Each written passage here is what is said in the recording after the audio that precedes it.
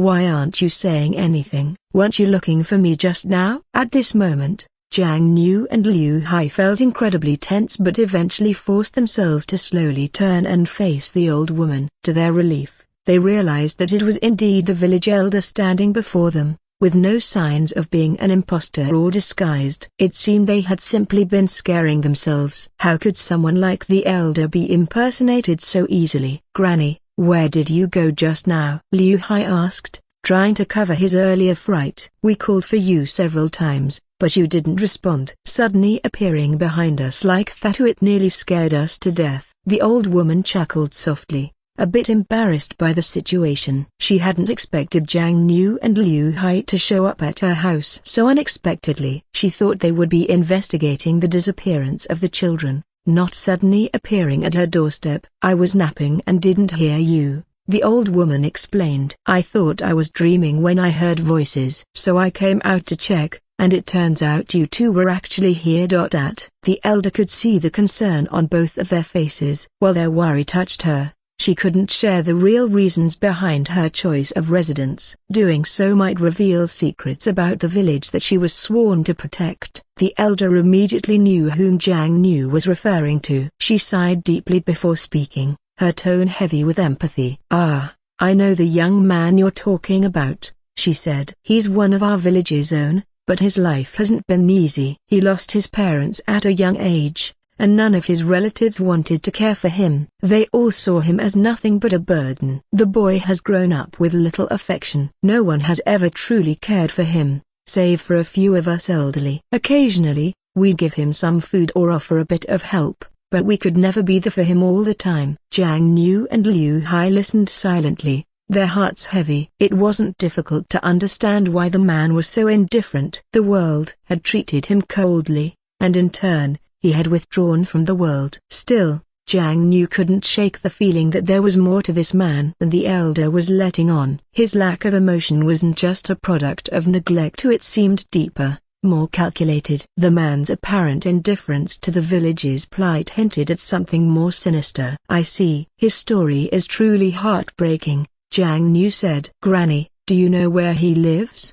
Perhaps we can talk to him. Since we're outsiders, he might be more willing to open up to us." The elder considered this for a moment before nodding. "Yes, I suppose you might have better luck speaking with him. If anyone can get through to him, it might be someone his own age. If you can help him come to terms with his feelings, it would bring great comfort to us elderly." She paused, then added, "He lives in the southeast part of the village. You're welcome to visit him. If you can help him find some light in his life, it would be a blessing for us all." Jiang Niu nodded after hearing the village elder's words. They would indeed visit the young man's home as planned. After leaving the elder's house, Jiang Niu and Liu Hai both let out a long sigh of relief. It felt as if the oppressive tension they had been under while inside had finally lifted. "Did you feel it too?" Liu Hai asked. "That strange pressure in Granny's house? It was like something was pushing us to speak quickly and leave as soon as possible." Liu Hai couldn't shake off the odd sense of discomfort he'd felt in the house,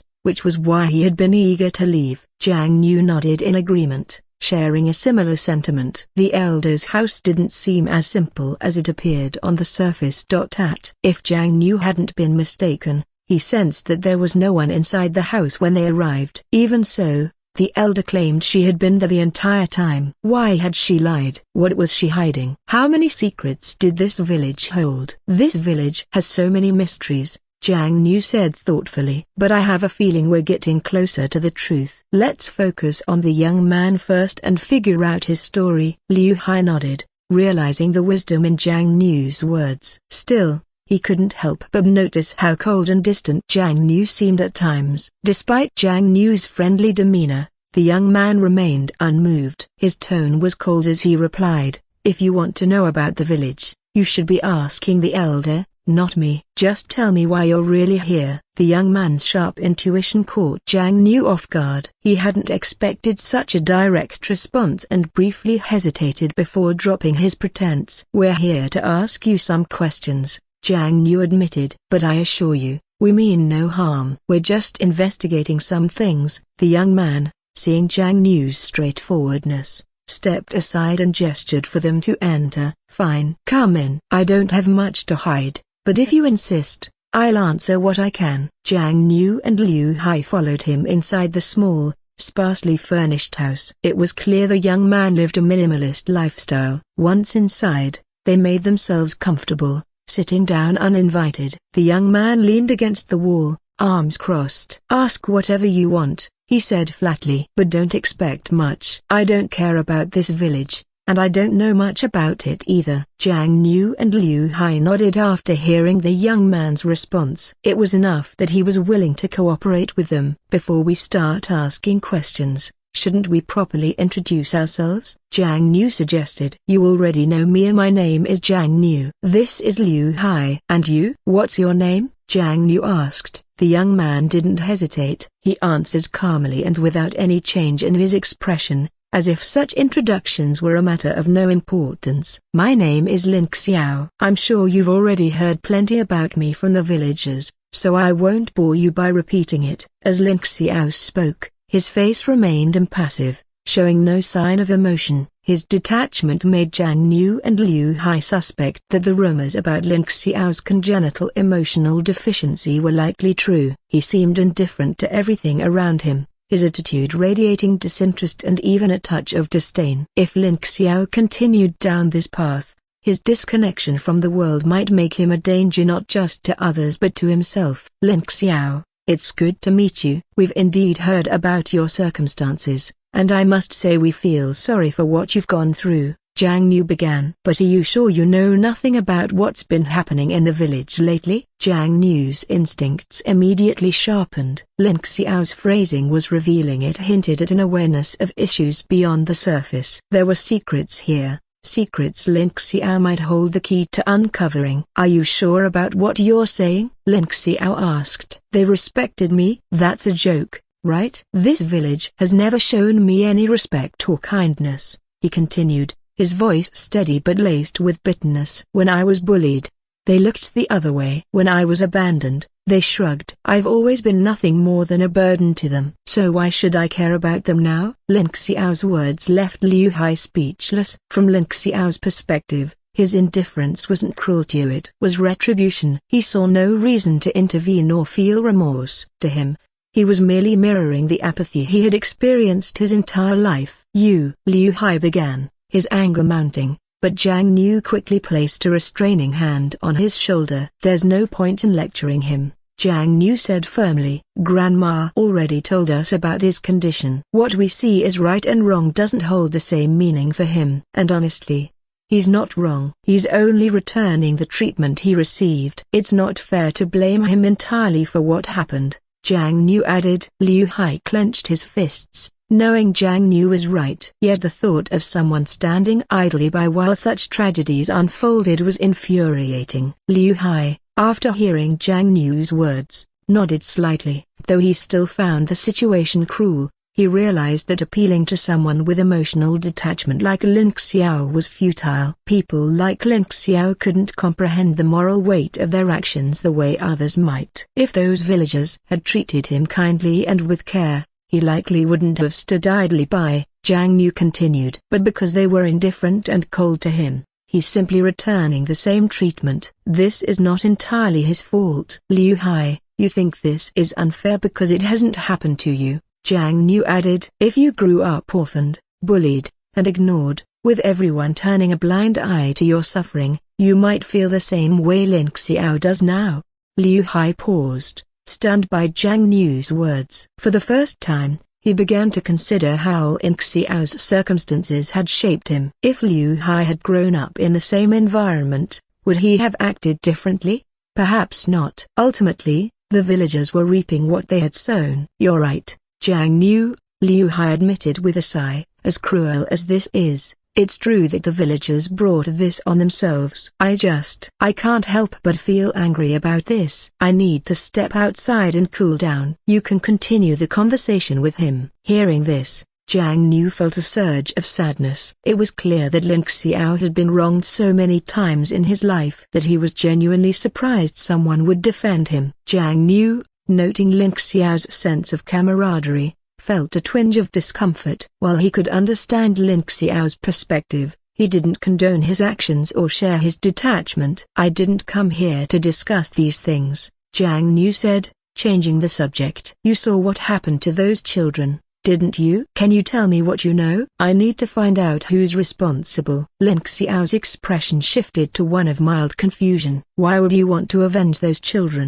They have nothing to do with you." "Why do you care?" Jiang Nu sighed. Lin Xiao's inability to comprehend altruism or duty was painfully evident. Explaining his motivations would be a challenge, but Jiang Nu wasn't about to give up. "Because the people in this village have been kind to me," Jiang Nu said. "I owe them a debt, and I want to repay it." "If I saved your life, wouldn't you protect me if someone tried to take mine?" Lin Xiao considered Jiang Nu's words for a moment before shaking his head. Lin Xiao would definitely step in to save Jiang Nu and would never allow anyone to harm him. "You're right, this is something you should handle," Lin Xiao said. "But I have no interest in getting involved, and I see no reason to intervene." Jiang Nu found Lin Xiao's attitude puzzling. Why was Lin Xiao so unwilling to reveal the truth? Just moments ago, he seemed approachable. "Lin Xiao, why won't you tell me the truth about what happened?" Jiang Nu pressed. "I understand how you feel, but all I need is for you to tell me who's responsible, or at least point me in the right direction. I'll handle the rest on my own." Lin Xiao met Jiang Nu's plea with an indifferent expression. He understood Jiang Nu's intentions, but he saw no obligation to offer any help. "It's you who wants to help these people, not me," Lin Xiao said flatly. "If you want to help them, then investigate it yourself." "I have nothing to say." Jiang Nu felt a surge of frustration. He hadn't expected Lin Xiao to respond this way. He had hoped Lin Xiao would share what he knew without resistance. This time, Lin Xiao finally looked directly at Jiang Nu. For someone like Lin Xiao, born without a sense of emotional attachment, promises meant little. Jiang Nu hesitated. There was a strange, unsettling tone in Lin Xiao's voice. He couldn't shake the feeling that Lin Xiao's request might involve something terrible. "What exactly do you want?" Jiang Nu asked cautiously. "Why would you say something like that? Do you have some other plan in mind?" Lin Xiao nodded slightly. He did have a plan, one that involved the destruction of the village. This village had existed for long enough. The people here had relied on the village chief for far too long,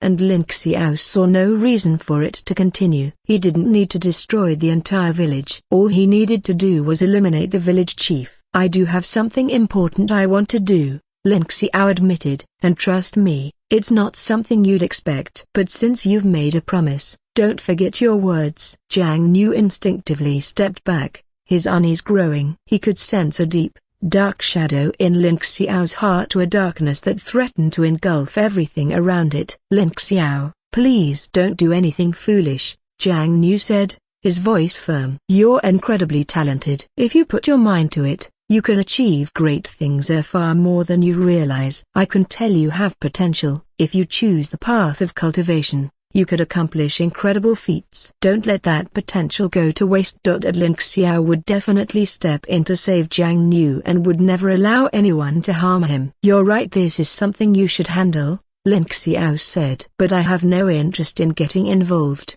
and I see no reason to intervene." Jiang Nu found Lin Xiao's attitude puzzling. Why was Lin Xiao so unwilling to reveal the truth? Just moments ago, he seemed approachable. "Lin Xiao, why won't you tell me the truth about what happened?" Jiang Nu pressed. "I understand how you feel, but all I need is for you to tell me who's responsible, or at least point me in the right direction. I'll handle the rest on my own." Lin Xiao met Jiang Nu's plea with an indifferent expression. He understood Jiang Nu's intentions, but he saw no obligation to offer any help.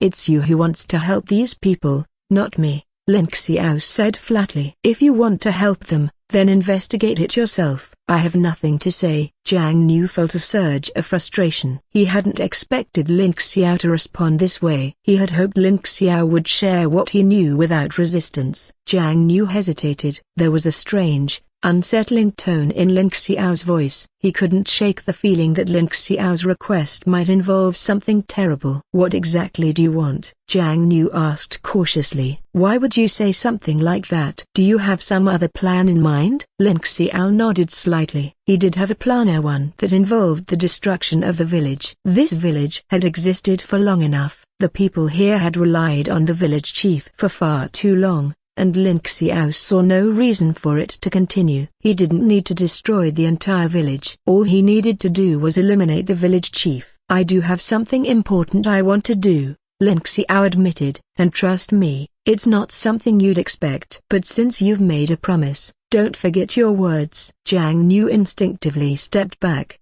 his unease growing. He could sense a deep, dark shadow in Ling Xiao's heart, to a darkness that threatened to engulf everything around it. "Ling Xiao, please don't do anything foolish," Jiang Niu said, his voice firm. "You're incredibly talented. If you put your mind to it, you can achieve great things, far more than you realize. I can tell you have potential. If you choose the path of cultivation, you could accomplish incredible feats. Don't let that potential go to waste." Ling Xiao let out a mocking laugh after hearing Jiang Niu's words. "No one's ever told me I had the potential for cultivation," he said, his tone laced with sarcasm. "And now you're saying this out of nowhere? I can't help but wonder what your real motive is." He stared at Jiang Niu, a flicker of suspicion in his eyes. Ling Xiao was convinced that Jiang Niu wasn't being entirely honest, perhaps attempting to dissuade him from his plans to harm the village. Otherwise, why would he bring this up? "You're really going to such lengths to stop me?" Ling Xiao continued. "You seem to think you know what I'm planning to do." Jiang Niu met Ling Xiao's gaze steadily and shook his head. Yet he could tell from Ling Xiao's demeanor that the young man harbored no affection for the village or its people. In fact, he seemed to disdain them entirely. Jiang Niu suspected that Ling Xiao's plan was tied to the village, and possibly its destruction. "I don't know exactly what you're planning," Jiang Niu admitted, "but I urge you not to harm this village. It carries the memories of your entire childhood and has served as a safe haven for many people. If you destroy it, I assure you, you'll regret it one day." Jiang Niu shook his head. "I have no idea what's happening, but we need to figure it out fast. Let's head toward the village and see what's going on." Ling Xiao, however, seemed unbothered. A faint glint appeared in his eyes, as if he had already guessed what was happening. "There's no need to be so panicked," Ling Xiao said with a faint smirk. "Everything that was meant to happen has already occurred. You can't change the outcome now." Both Jiang Niu and Liu Hai turned their attention to Ling Xiao, their expressions a mix of shock and suspicion. "What do you mean by that?" Liu Hai asked. "Did you know this would happen all along?" "What's really going on?" Ling Xiao chuckled darkly, his smile dripping with mockery. "I did know," Ling Xiao admitted, his tone casual. "But so what? Everything's already happened. There's no way to undo it now." "TSK, what a pity. I was hoping to have you help me with a few things, but it seems that's no longer necessary." Jiang Niu was furious. How could Ling Xiao speak so nonchalantly about such a serious matter? Did he truly have no attachment to this village? And why had the earthquake occurred so suddenly? Jiang Niu couldn't shake the feeling that something sinister was at play. "You need to explain yourself. What exactly is going on here? Why did this earthquake happen out of nowhere?" "You knew about this, didn't you?" Jiang Niu questioned Ling Xiao furiously, his voice sharp and demanding. Ling Xiao nodded calmly, confirming that he indeed knew. This wasn't an earthquake. The tremors were caused by the fall of the Tree of Life. The village's prosperity and longevity were entirely due to the existence of the Tree of Life. It was the source of the village chief's divination abilities and his power to predict fortune and misfortune. It had enabled the village to thrive for generations. But this secret was known only to a select few within the village. Ling Xiao, however, had let the secret slip, albeit unintentionally, to someone outside. He hadn't anticipated the full consequences of his actions. Still, Ling Xiao wasn't bothered. After all, the village's demise wasn't his doing. Even if blame was to be assigned, it wouldn't fall on him. "I assume you don't know," Ling Xiao began, his tone laced with mockery. "This village has thrived for so long because of the Tree of Life. Jiang Nu and Liu Hai exchanged confused glances at the mention of the Tree of Life. They had never heard of it but could sense its importance. "What do you mean by that?" Liu Hai asked. "What is the Tree of Life? Why did you already know about this and not try to stop it?" Lin Xiao found Jiang Nu's question utterly baffling. Even if he had known in advance, what difference would it have made? The people of this village had never treated him well. Why should he care about them? From his perspective, it didn't seem fair to expect him to act otherwise. Jiang Nu clenched his fists, his frustration evident. Lin Xiao wasn't wrong, but the reality was that the villagers had grown excessively reliant on the chief's powers. They had lost the ability to think and act independently. If the chief truly lost his abilities now, the village's survival was in serious jeopardy. Jiang Nu suddenly understood why the village chief was so adamant about barring outsiders. Outsiders were a real threat and not just to the village, but to its very foundation. "You're terrifying," Jiang Nu said, his voice low but filled with intensity. "To know all this and say nothing. I didn't expect you to be this cold-blooded." Lin Xiao chuckled, his laughter carrying a hint of malice. He seemed almost pleased with Jiang Nu's assessment. "Don't you find it intriguing?" Lin Xiao asked. "What do you think the villagers will do when the chief loses his powers? How will they react when they realize he can no longer protect them?" Both Jiang Nu and Liu Hai's faces turned pale at Lin Xiao's words. They could already imagine what Lin Xiao meant. The villagers, who had grown utterly dependent on the chief, would inevitably turn on him. They would blame him for every misfortune, every failure. All the villagers' frustrations and anger would be directed at the chief, and no one would defend him. Realizing the gravity of the situation, Jiang Nu and Liu Hai looked at each other. They both knew there wasn't a moment to waste. When Liu Hai and Jiang Nu finally arrived at the village chief's house, they were startled to find that all the protective barriers surrounding the house had disappeared. The village chief's home was now completely exposed, with a crowd of villagers gathered around it. The village chief, an elderly man leaning on a cane, slowly emerged from his house. For most of the crowd, this was their first time seeing the chief in person, and they were shocked to discover how old and frail he had become. They still remembered when the village chief had first assumed his position. He had been a vibrant and handsome young man. But in just 4 or 5 short years, he had aged drastically into his current state. Why did this happen? Why had such an eerie transformation occurred? "Who are you?"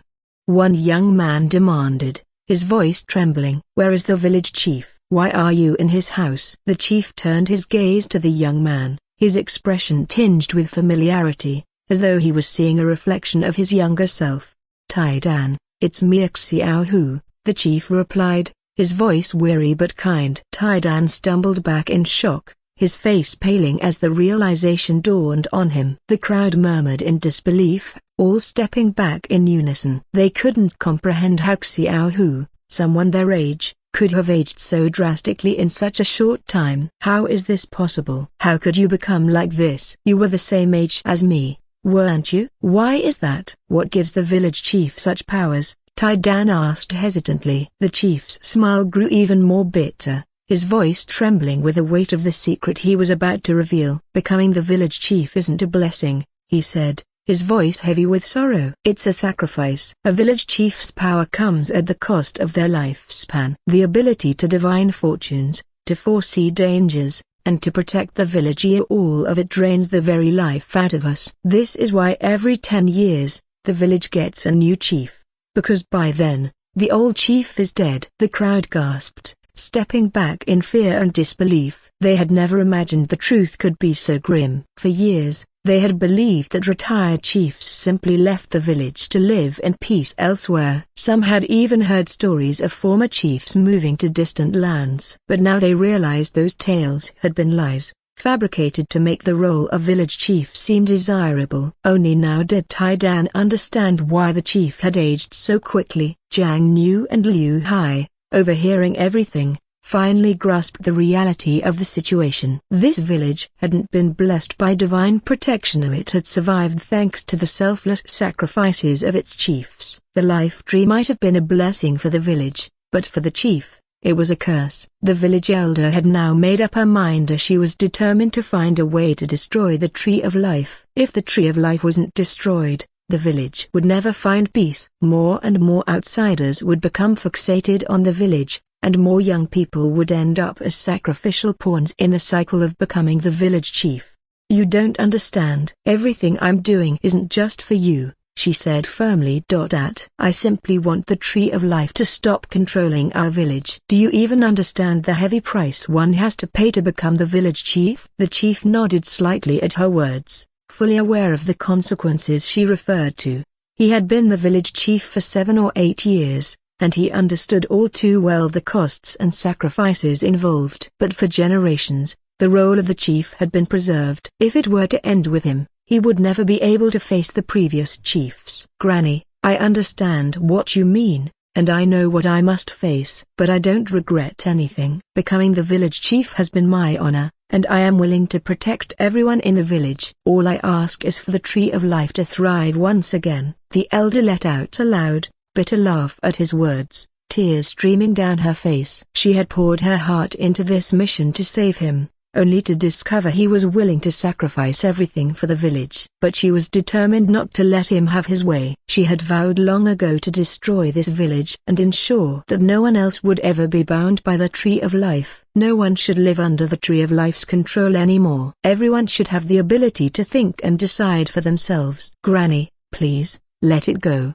another chimed in. As more villagers began pleading with her, the elder's resolve wavered, but she ultimately remained steadfast. I've already made up my mind. This Tree of Life won't harm another person in this village. I won't allow anyone else to become the chief. Seeing this, the chief realized he couldn't sway her. There was only one choice left. He would offer himself to the Tree of Life. Each chief, after their death, would have their spirit absorbed by the Tree of Life, contributing the last remnants of their power to protect the village. His fate would be no different. He had long accepted that this would be his end. Slowly, the chief approached the elder and gently wiped away her tears. Granny, there's no need to worry about me. I'll be fine. Please, stop this. It's not worth destroying the village over personal grievances. The elder, overwhelmed by his words, couldn't hold back her tears any longer. They fell like pearls, one after another. After comforting the elder,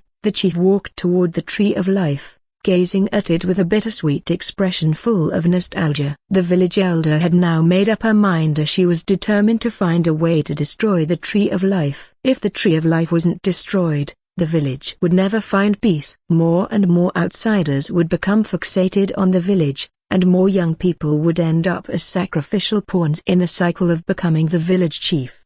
You don't understand. Everything I'm doing isn't just for you, she said firmly. I simply want the Tree of Life to stop controlling our village. Do you even understand the heavy price one has to pay to become the village chief? The chief nodded slightly at her words, fully aware of the consequences she referred to.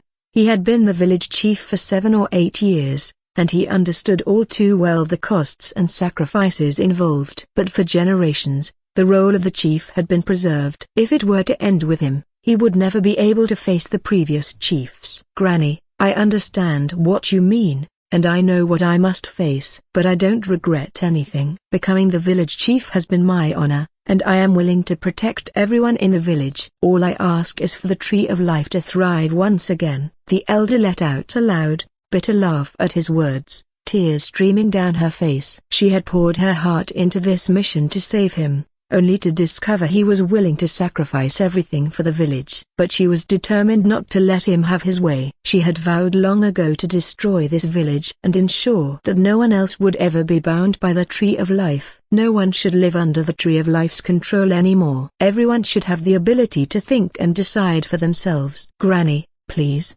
let it go, another chimed in. As more villagers began pleading with her, the elder's resolve wavered, but she ultimately remained steadfast. I've already made up my mind. This Tree of Life won't harm another person in this village. I won't allow anyone else to become the chief. Seeing this, the chief realized he couldn't sway her. There was only one choice left. He would offer himself to the Tree of Life. Each chief, after their death, would have their spirit absorbed by the Tree of Life, contributing the last remnants of their power to protect the village. His fate would be no different. He had long accepted that this would be his end. Slowly, the chief approached the elder and gently wiped away her tears. "Granny, there's no need to worry about me. I'll be fine. Please, stop this. It's not worth destroying the village over personal grievances." The elder, overwhelmed by his words, couldn't hold back her tears any longer. They fell like pearls, one after another. After comforting the elder, the chief walked toward the Tree of Life, gazing at it with a bittersweet expression full of nostalgia. The village chief slowly approached the Tree of Life, as if preparing to embrace it. However, Jiang Yu quickly realized what the chief was about to do. He was planning to sacrifice his own life to the Tree of Life. "Chief, don't!" Jiang Yu shouted, but before his words could take effect, the chief's body dissolved into specks of light in front of the Tree of Life. The radiant fragments floated toward the tree's trunk, merging with it. Everyone watching this scene was stunned. They couldn't believe what had just happened, especially the village elder. She had been determined to save her grandson from the clutches of the Tree of Life, only to see him willingly sacrifice himself to it. "Why did you have to do this? I was so close to succeeding. Why would you give your life to the Tree of Life? You had a chance to survive." Jiang Yu, seeing the elder's despair, understood that she didn't fully grasp the depth of the village chief's commitment. But now it was time to lay everything bare. "Granny, isn't it clear by now?" The chief could never stand by and watch the Tree of Life wither away. Now his power has been absorbed into the Tree of Life, like a mere stream merging into an ocean. It hasn't brought the tree back to life, nor has it reversed its decay. "Please, Granny, stop this. Otherwise, the chief's sacrifice will have been in vain." The village elder hesitated for a moment, her mind clouded with doubt. She couldn't understand why the chief had chosen to sacrifice himself if what she was doing was truly wrong. All she had wanted was to free the villagers from their suffering, yet her actions had led her grandson to his death. "No, I won't stop. Everything I've done has been for the sake of the villagers. I haven't done anything wrong," she insisted. Jiang Yu sighed, realizing that the old woman had become blinded by her determination. To her, destroying the Tree of Life had become the sole purpose of her existence. Nothing and no one could deter her. As Jiang Yu and the others continued to argue about the Tree of Life, the Yao Guai from Nine Fox Ridge began descending the mountain. Long ago, they had made a pact with the first village chief. As long as the Tree of Life remained intact, they would not harm the villagers. But the illusion Yao Guai could sense that the Tree of Life was now withering, its energy fading. This was their moment. With the Tree of Life in its final stages of decline, it was the perfect opportunity to strike. As Jiang Yu was still trying to save the tree, the Yao Guai arrived at its base. Everyone turned to face the unexpected intruders, their intentions clear from the menacing aura they carried. Liu Hai immediately recognized them as the Yao Guai from Nine Fox Ridge. Although he didn't understand why they hadn't revealed themselves when the village elder had led them up the mountain earlier, their current presence left no doubt they were here for the Tree of Life. "You filthy Yao Guais, why have you come down the mountain? Get back to where you belong!" Liu Hai shouted angrily. The Yao Guais laughed mockingly at his words, as if they had just heard an amusing joke. "What right do you have to order us around? What could you possibly do to stop us? The Tree of Life has withered. There's no point in your futile resistance. We made a pact with your ancestors. The day the Tree of Life withers will be the day we wipe out your entire village. For thousands of years, we've waited for this moment. And now, the time has finally come." After speaking, the illusion Yao Guai let out a triumphant howl, as if savoring their long-awaited victory. Jiang Yu and Liu Hai knew the situation had grown dire. The Tree of Life had to be revived immediately. If not, the Yao Guai would slaughter everyone in the village, and neither Jiang Yu nor Liu Hai could stop them. "Granny, did you hear what the Yao Guai just said? If you don't restore the Tree of Life's energy, everyone in the village will die." The village elder had indeed heard the Yao Guai's words and understood their gravity. But she remained steadfast in her belief that the village no longer deserved to exist. Even if the Tree of Life were revived, she thought bitterly, What would it truly change? The Tree of Life returning to its former glory would only lead the villagers back to their old ways. There would be no real change here. They would still depend on the village chief's powers. If that's the case, then let everyone perish together. The Tree of Life no longer needs to exist. Hearing the village elder's words, everyone was stunned. They couldn't believe what they were hearing. The village elder, who had always been revered as a wise and kind woman, now revealed a completely different side. Even Liu Hai was in disbelief. Regardless of what the elder thought about the Tree of Life, she should care about the villagers' lives. Jiang Nu would not allow harm to come to the Tree of Life, nor would he let the Yao Guai freely harm the villagers. You insolent creatures, how dare you attack the villagers? I won't let you succeed. After saying this, Jiang Nu drew his sword and charged at the Yao Guai. The majority of the foes were small Yao Guai with minimal cultivation. Jiang Nu dispatched them with ease, cutting them down one after another. With every kill, he felt his strength growing. But Jiang Nu couldn't afford to be complacent. More and more Yao Guai were gathering, and he needed to eliminate them quickly. Seeing this, Liu Hai realized the situation was dire. Jiang Nu, leave these small Yao Guai to me. You focus on figuring out how to restore the Tree of Life's power. Jiang Nu nodded and rushed toward the Tree of Life. He wasn't a native of the village and had no idea how to revive the Tree of Life. The village elder sat silently beside the tree, muttering something to herself, her gaze vacant. Lin Xiao, observing Jiang Nu's determination to save the village, strolled up to him leisurely. Jiang Nu immediately sensed that Lin Xiao might have a solution. Do you know of a way to restore the Tree of Life's power? Lin Xiao responded with a mysterious smile and slight nod. Seeing this, Jiang Nu felt a surge of hope. If Lin Xiao had a way to save the Tree of Life, the villagers might be spared from the Yao Guai's onslaught. Tell me, how can we save the Tree of Life? Lin Xiao examined Jiang Nu from head to toe, as if assessing a piece of merchandise. Jiang Nu understood Lin Xiao's intentions. Whatever Lin Xiao demanded in return, Jiang Nu was prepared to comply as long as it didn't involve anything heinous. Lin Xiao, no matter how unreasonable your future requests may be, I'll agree to them, as long as they don't involve murder or arson.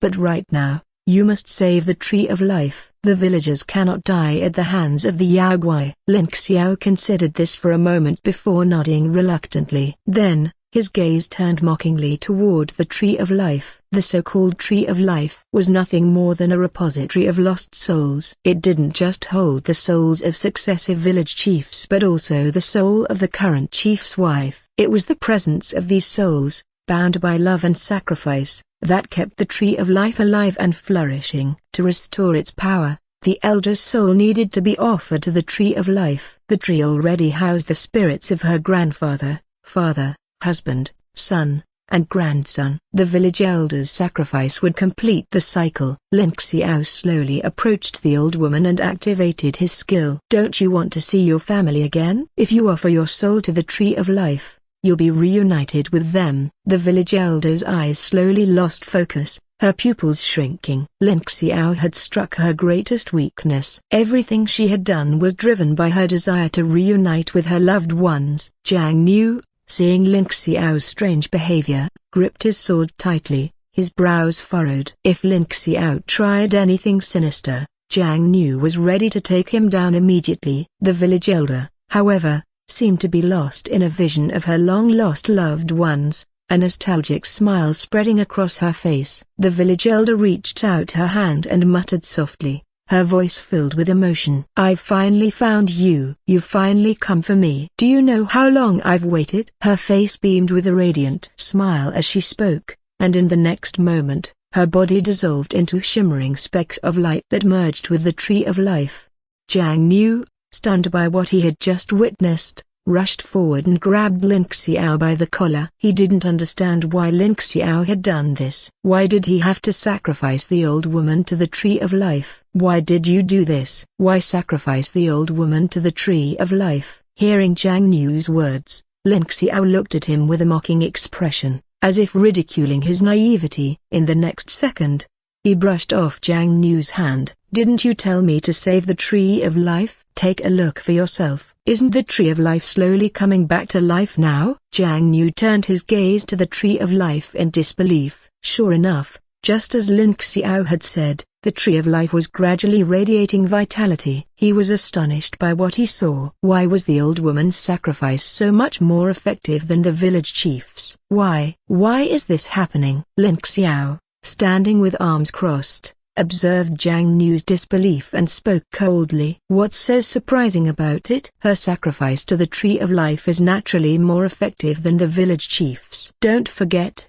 she was the most revered person in the village. Her entire family has already been sacrificed to the Tree of Life. She herself absorbed so much of the Tree of Life's power. Her sacrifice is naturally the best nourishment. Lin Xiao's explanation left Jiang Nu stunned, yet he couldn't deny its truth. The Tree of Life was undeniably regaining its vitality. What Lin Xiao said was accurate. Meanwhile, even the Yao Guai could feel the restraints tightening around them. Why has the Tree of Life come back to life? What have you done? We've been sealed in the Tree of Life for hundreds of years. Why help these people? Hearing the Yao Guai speak, Jiang Nu drew his sword, standing protectively before the villagers. Even if you've been sealed in the Tree of Life for hundreds of years, it was your own doing. They wouldn't have sealed you without reason. If not for your heinous deeds, things wouldn't have come to this. The Yao Guai fell silent, Jiang Nu's words striking a chord. Indeed,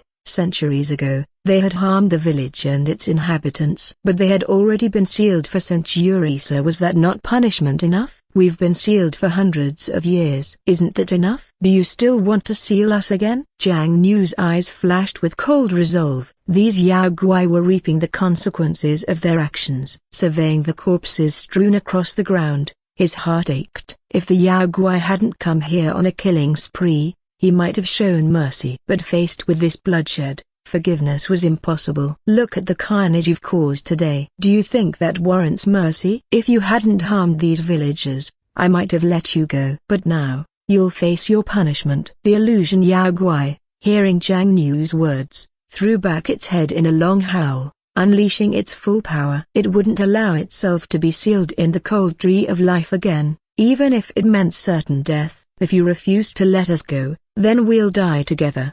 It roared. I'd rather perish here than be sealed again. Jiang Nu's eyes widened in alarm as he realized the illusion Yao Guai's intent. Among the Yao Guais, its power was unmatched.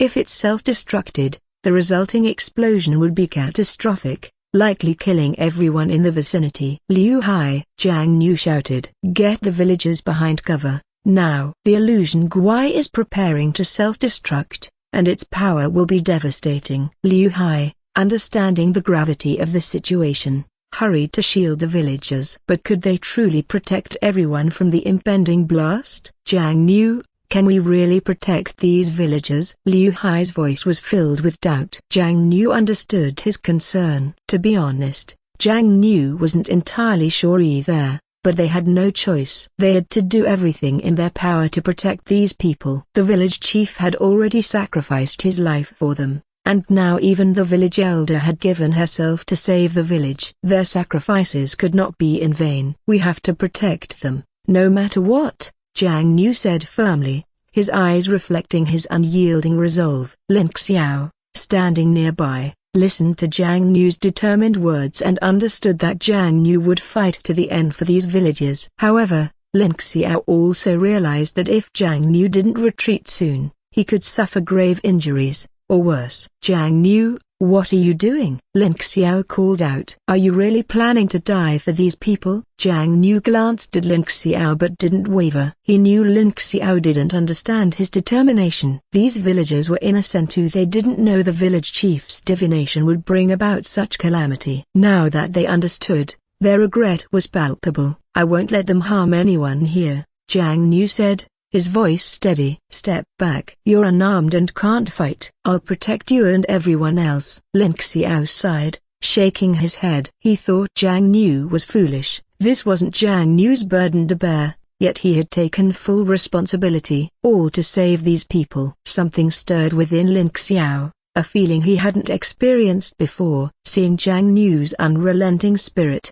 Lin Xiao felt a strange sense of security. If someone like Jiang Nu stood by his side, perhaps he would be safe. But Lin Xiao couldn't let Jiang Nu die here, not in this explosion. "There's no need for all this effort," Lin Xiao said calmly. "You don't have to fight the Yao Guai. All we need to do is get near the Tree of Life. It will protect us." Jiang Nu froze, his eyes wide with disbelief. Lin Xiao still had secrets, even now. "Why didn't you say this earlier? Why wait until now to tell me?" Lin Xiao looked away, his gaze drifting toward the horizon. He had planned to keep this hidden, to let the villagers fend for themselves. Yet, watching Jiang Nu risk everything, something inside him shifted, and the truth slipped out. "Maybe because I saw a fool," Lin Xiao murmured with a faint smirk. "And I didn't want that fool to throw his life away." Jiang Nu immediately understood Lin Xiao's fool was none other than himself. He had no personal ties to these villagers,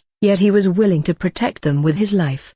Perhaps this puzzled Lin Xiao, driving him to reveal the truth. There was no time to dwell on it. Jiang Nu quickly turned to Liu Hai. "Liu Hai, lead the villagers to the Tree of Life. Once we're there, the explosion won't affect us." Without hesitation, Liu Hai gathered the villagers and began guiding them toward the Tree of Life. Meanwhile, the illusion Yao Guai, seeing this, sneered. She had already resolved to self-destruct and take everyone with her. If she couldn't destroy them all, her actions would be meaningless. "Do you really want to be sealed inside that cursed tree again?"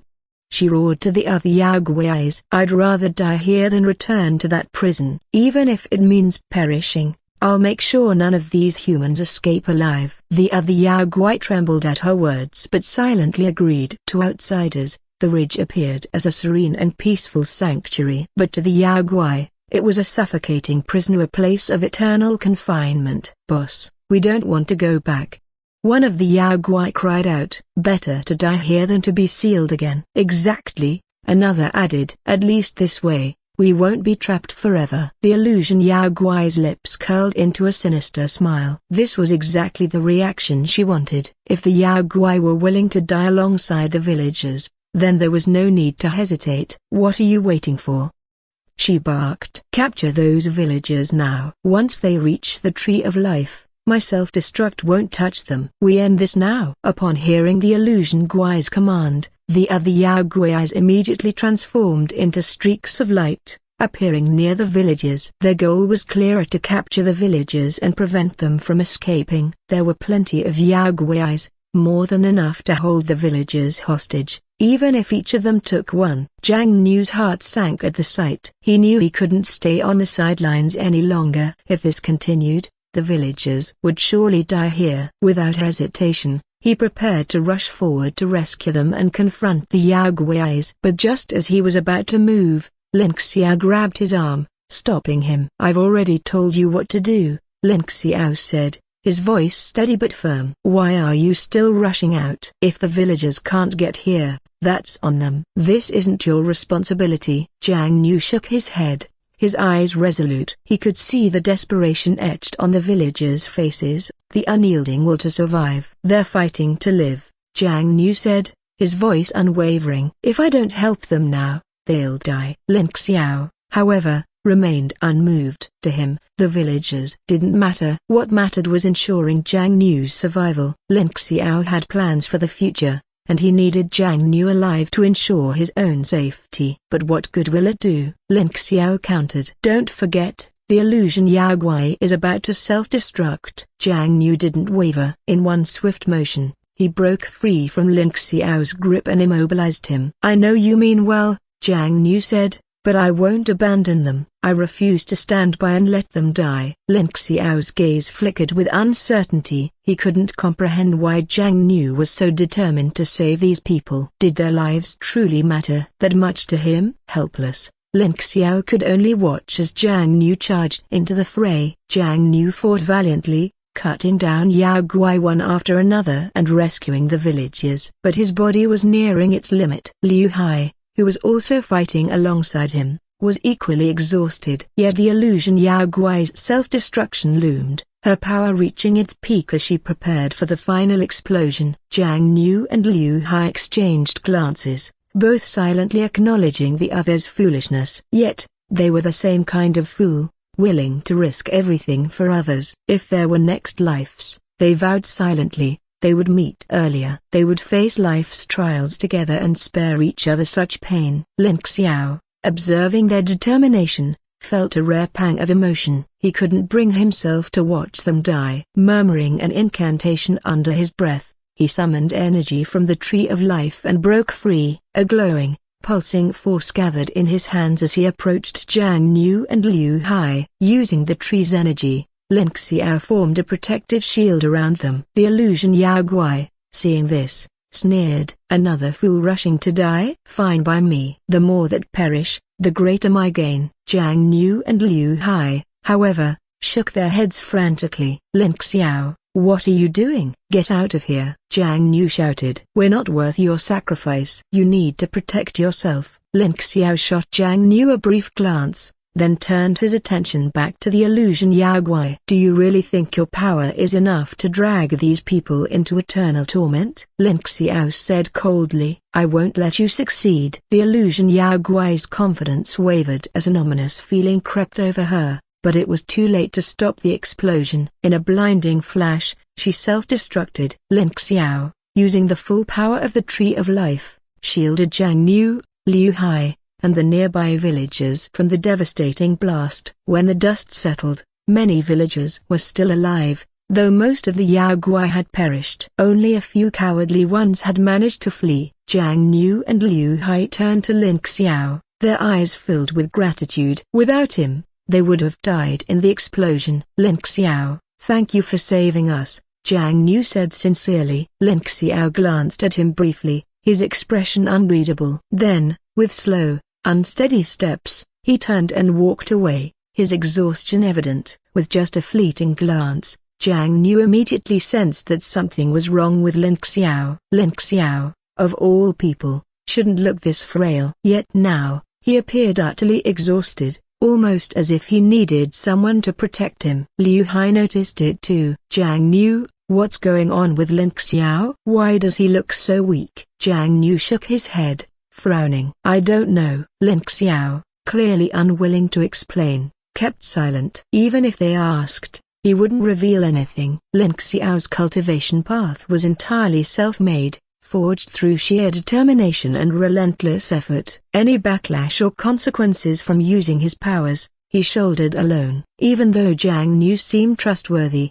Lin Xiao maintained a wall of caution, unsure of how to completely trust anyone. Jiang Nu and Liu Hai exchanged a brief glance before rushing to Lin Xiao's side, each taking a position to support him. Lin Xiao looked at them, puzzled. He couldn't understand why they were acting this way. He had never been particularly close to either of them, yet now they were showing him concern. It made him feel strangely uncomfortable. I can walk back on my own. Let me go, Lin Xiao said coldly. But Jiang Nu and Liu Hai grinned and ignored his protest. Lin Xiao, you saved us, Liu Hai said with a laugh. Of course, we're going to take care of you. You must have used up a ton of energy or you're barely standing. Don't worry, we'll help you get home. Lin Xiao sighed in exasperation. Liu Hai's chatter was insufferable. He tried to push their hands away, but his strength had waned too much. With no other option, he allowed them to help him back to his home, where he collapsed onto his bed to rest. Every time Lin Xiao overused his power, it left him drained for days, requiring a long recovery period. For this reason, he avoided using such abilities unless absolutely necessary. Meanwhile, Jiang Nu and Liu Hai remained outside in the courtyard, keeping watch. What do you think happened to him? Jiang Nu asked, breaking the silence. Why is he suddenly so weak? Liu Hai shook his head thoughtfully. It's like something backfired on him. Could it be that Lin Xiao used a power he wasn't meant to? Jiang Nu's eyes lit up as if a realization had struck him. You might be right. I saw him drawing energy from the Tree of Life to shield us from the explosion. Could that power have backfired on him? Liu Hai's expression darkened. If that's the case, the backlash must be unbearable, especially with a force as powerful as the Tree of Life. What should we do? How can we help him? Liu Hai shook his head again, frustration evident in his voice. I don't know. If only some of the village elders were still around, we could ask them for advice. Unbeknownst to Jiang Nu and Liu Hai, A woman dressed in red appeared silently nearby. Her eyes gleamed with intrigue as she observed the two men, her interest evident. The woman studied them intently, clearly fascinated by their strength and eager to learn more. Yet, she knew it wasn't the right time to reveal herself, for she still had matters to attend to at Ridge. Who would have thought you two had such potential, she murmured, a sly smile playing on her lips. I'm looking forward to what happens next. With that, she vanished, only to reappear moments later near the Tree of Life. Her eyes swept across the area until they landed on the severely injured tree spirit. She approached it, gently helping it to its feet. In the next instant, both of them disappeared into the shadows. Unaware of the events unfolding elsewhere, Jiang Niu and Liu Hai remained entirely focused on Lin Xiao. Their minds were consumed with finding a way to ease his pain, but they were at a complete loss as to how. Inside the house, Lin Xiao lay on his bed, his senses heightened to an unbearable degree. Every sound, no matter how faint, grated on his nerves, a side effect of the immense power he had used. Even a soft sigh sounded like a disruptive noise to him, and the relentless movement and chatter of Jiang Niu and Liu Hai in the courtyard made his head ache worse. Unable to bear it any longer, Lin Xiao pushed himself out of bed despite his exhaustion. Stumbling outside, he looked at the two men and, with a strained voice, asked, "What are you two doing?" Startled, Jiang Niu and Liu Hai rushed to his side, alarmed that he had forced himself to get up. "Lin Xiao, why are you out here?" Liu Hai asked, his concern evident. "How are you feeling? Are you in pain? Do you need anything?" Lin Xiao shot Liu Hai a sharp, incredulous look, as though he were addressing an imbecile. "Do you think I'm a god who can just lie down for a moment and recover instantly? Be serious," Lin Xiao snapped. Realizing the foolishness of his question, Liu Hai looked embarrassed. Of course, Lin Xiao wasn't some divine being who could heal in an instant. "You're right," Liu Hai admitted sheepishly. "But if that's the case, why aren't you resting properly? Your body hasn't recovered yet. You need to go back inside and lie down." Lin Xiao let out a heavy sigh, his frustration mounting. The constant noise and movement from the two men were driving him to the edge. "Do you honestly think you're helping me rest?" Lin Xiao retorted. "You've been pacing back and forth in the courtyard, talking endlessly." "It's maddening." Liu Hai blinked in disbelief, his expression shifting to indignation. He and Jiang Niu had stayed outside out of concern for Lin Xiao, yet Lin Xiao seemed to see their actions as nothing but a nuisance. "What do you mean by that?" Liu Hai demanded. "Jiang Niu and I stayed here because we're worried about you, and now you're calling us annoying? That's not fair." Lin Xiao grimaced as a sharp pain stabbed through his head, Liu Hai's voice only worsening his discomfort. Noticing Lin Xiao's worsening state, Jiang Niu stepped in. "Liu Hai, stop talking for a moment." He gestured toward Lin Xiao, his tone serious. "Look at him. Doesn't something seem wrong?" Liu Hai hesitated, frowning. "Wrong? He's just being difficult." "I don't see anything unusual." Jiang Niu shook his head, realizing Liu Hai was missing the signs. "I'm not joking. Look at him carefully." Reluctantly, Liu Hai turned his attention back to Lin Xiao. This time, he noticed it too. Lin Xiao's face was pale and strained, his movements tense as though he were fighting off excruciating pain. "He's in agony," Liu Hai muttered, his voice tinged with concern. "What's happening to him? What kind of backlash could be this severe?" "I don't know," Jiang Niu admitted, his expression grim. "Lin Xiao, can you hear us? What's wrong? How can we help you?" Slowly, Lin Xiao raised his head from his hands, revealing bloodshot eyes that glowed with an eerie red hue. The sight was unsettling, but Jiang Niu and Liu Hai were too focused on his condition to dwell on his appearance. "I have a splitting headache," Lin Xiao said, his voice strained. "I need silence. Can you both leave my house? Don't come near, and don't make a sound that might disturb me." Jiang Niu and Liu Hai exchanged a glance, finally understanding that the best way to help was to give Lin Xiao the peace and quiet he desperately needed.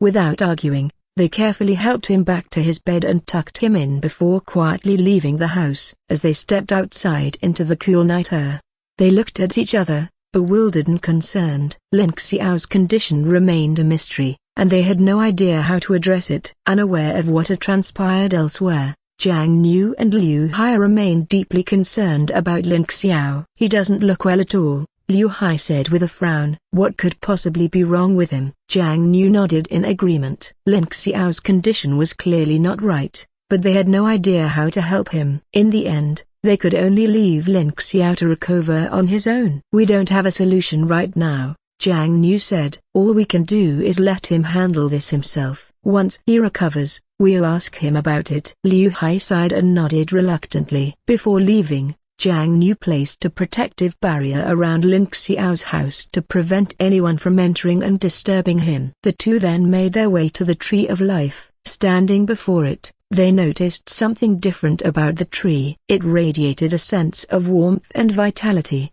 looking more alive than ever before, almost as if it had been infused with new life. "Do you feel like there's something different about the Tree of Life?" Liu Hai asked, puzzled. Jiang Niu nodded. "I thought it was just my imagination, but you're right. It's not the same as it was before." Liu Hai, though unfamiliar with how the Tree of Life had been before the village chief's sacrifice, could tell that the current Tree of Life gave off an entirely different feeling.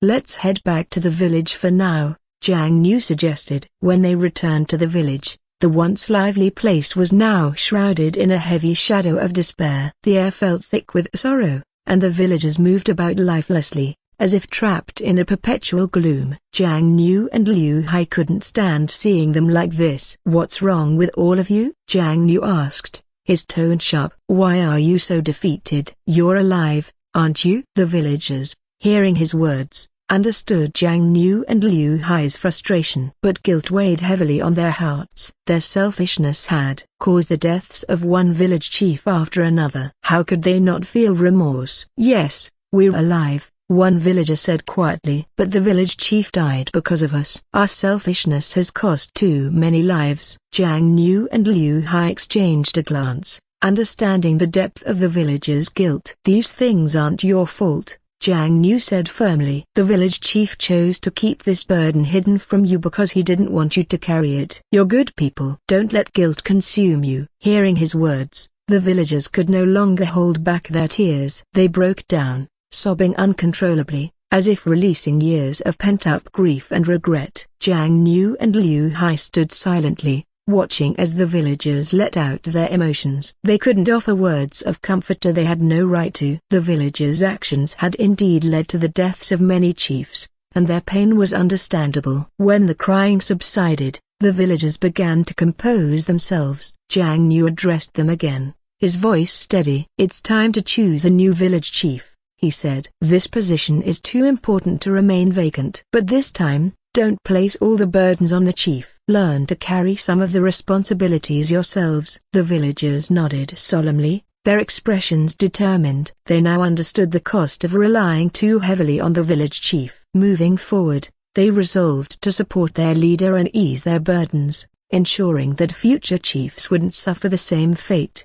"We understand." "Thank you, Jiang Niu and Liu Hai, for saving our village." Jiang Niu shook his head. "There's no need to thank us. We only did what we had to do. The rest is up to you. Take care of your village and its people." With the situation in the village resolved, Jiang Niu and Liu Hai returned to Lin Xiao's home. They decided to wait for him to recover so they could bid him farewell before embarking on their next journey. Now that the village was safe, there was no reason for them to stay any longer.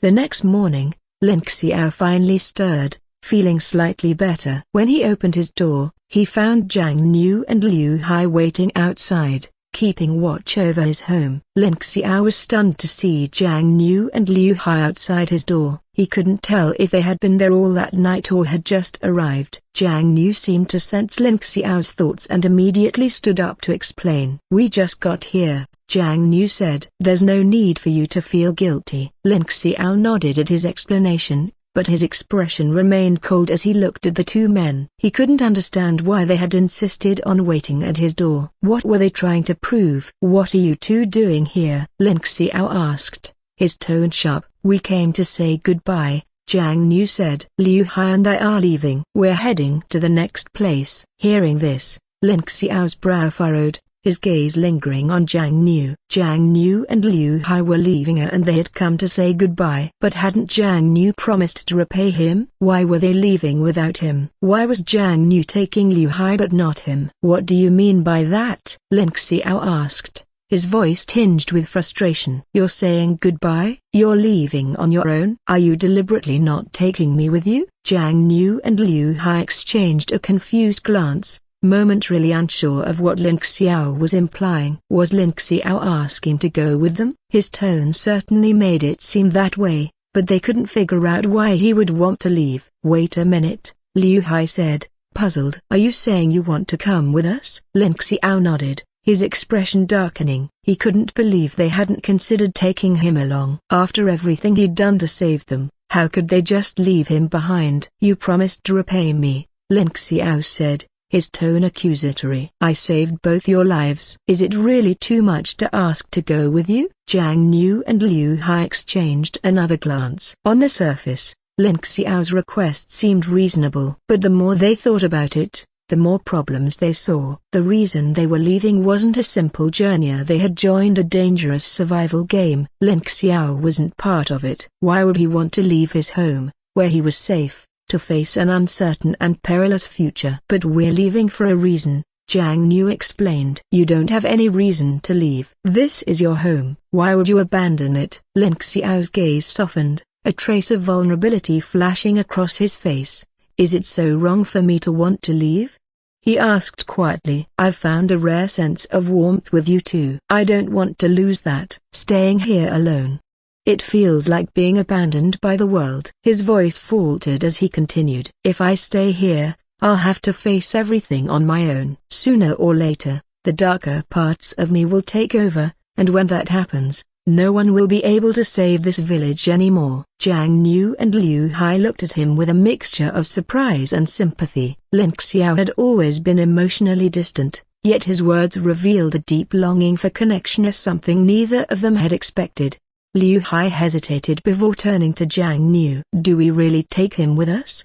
He asked. What we're about to do is dangerous. I'm afraid we won't be able to protect him. His concern wasn't unfounded. Lin Xiao, despite his apparent strength when using the Tree of Life's power, had suffered severe backlash. Without that power, Lin Xiao wasn't particularly strong. Lin Xiao seemed to understand their hesitation. You don't have to worry about me. If I encounter danger, I'll run. I'm not as fragile as you think. The reason I struggled before was because the Tree of Life's power was too overwhelming for me to handle. That won't happen again. Jiang Niu and Liu Hai exchanged another glance, finally realizing Lin Xiao was determined to leave with them. Even if they refused to take him, Lin Xiao would likely follow them anyway, leaving the village behind. Since that was the case, there was no need to leave Lin Xiao behind. Taking him along would be fine too. All right, since you've said so, you can come with us, Jiang Niu finally agreed. We'll do our best to protect you, but if anything happens, make sure to stay behind us. Lin Xiao looked at them with a mix of confusion and frustration. These two still didn't believe him. They hadn't taken his words seriously, nor did they fully recognize his strength. Are you even listening to me? Lin Xiao asked, his tone sharp. I don't need your protection. I can take care of myself. Jiang Niu and Liu Hai exchanged a glance, then nodded absent-mindedly. They assumed Lin Xiao was just trying to reassure them and didn't give his protest much thought. It doesn't matter, Jiang Niu said. You don't have to do anything. We've already decided to bring you with us. If anything happens, just stay behind us. We won't let anything happen to you. Hearing this, Lin Xiao sighed, feeling completely deflated. Why didn't Jiang Niu trust him to handle himself? Was it because of what happened when the Tree of Life's power had backfired on him? He suffered then because the tree's power was overwhelming, not because he was weak. Now, with that same power integrated into his body, he could control it freely. He wouldn't be so easily hurt again. Deciding it wasn't worth arguing anymore, Lin Xiao let it go. He figured they'd see his true strength eventually. There was no need to rush, and so, the three of them left the beautiful village behind and began their journey. Not long after they left, the woman in red appeared once more. She stood where they had departed, watching their backs as they disappeared into the distance. A sly smile spread across her face, wild and untamed. Her mind was clearly working on something, though what exactly she planned remained a mystery. In the blink of an eye, the woman vanished from the village, while Jiang Niu, Liu Hai, and Lin Xiao continued on their journey.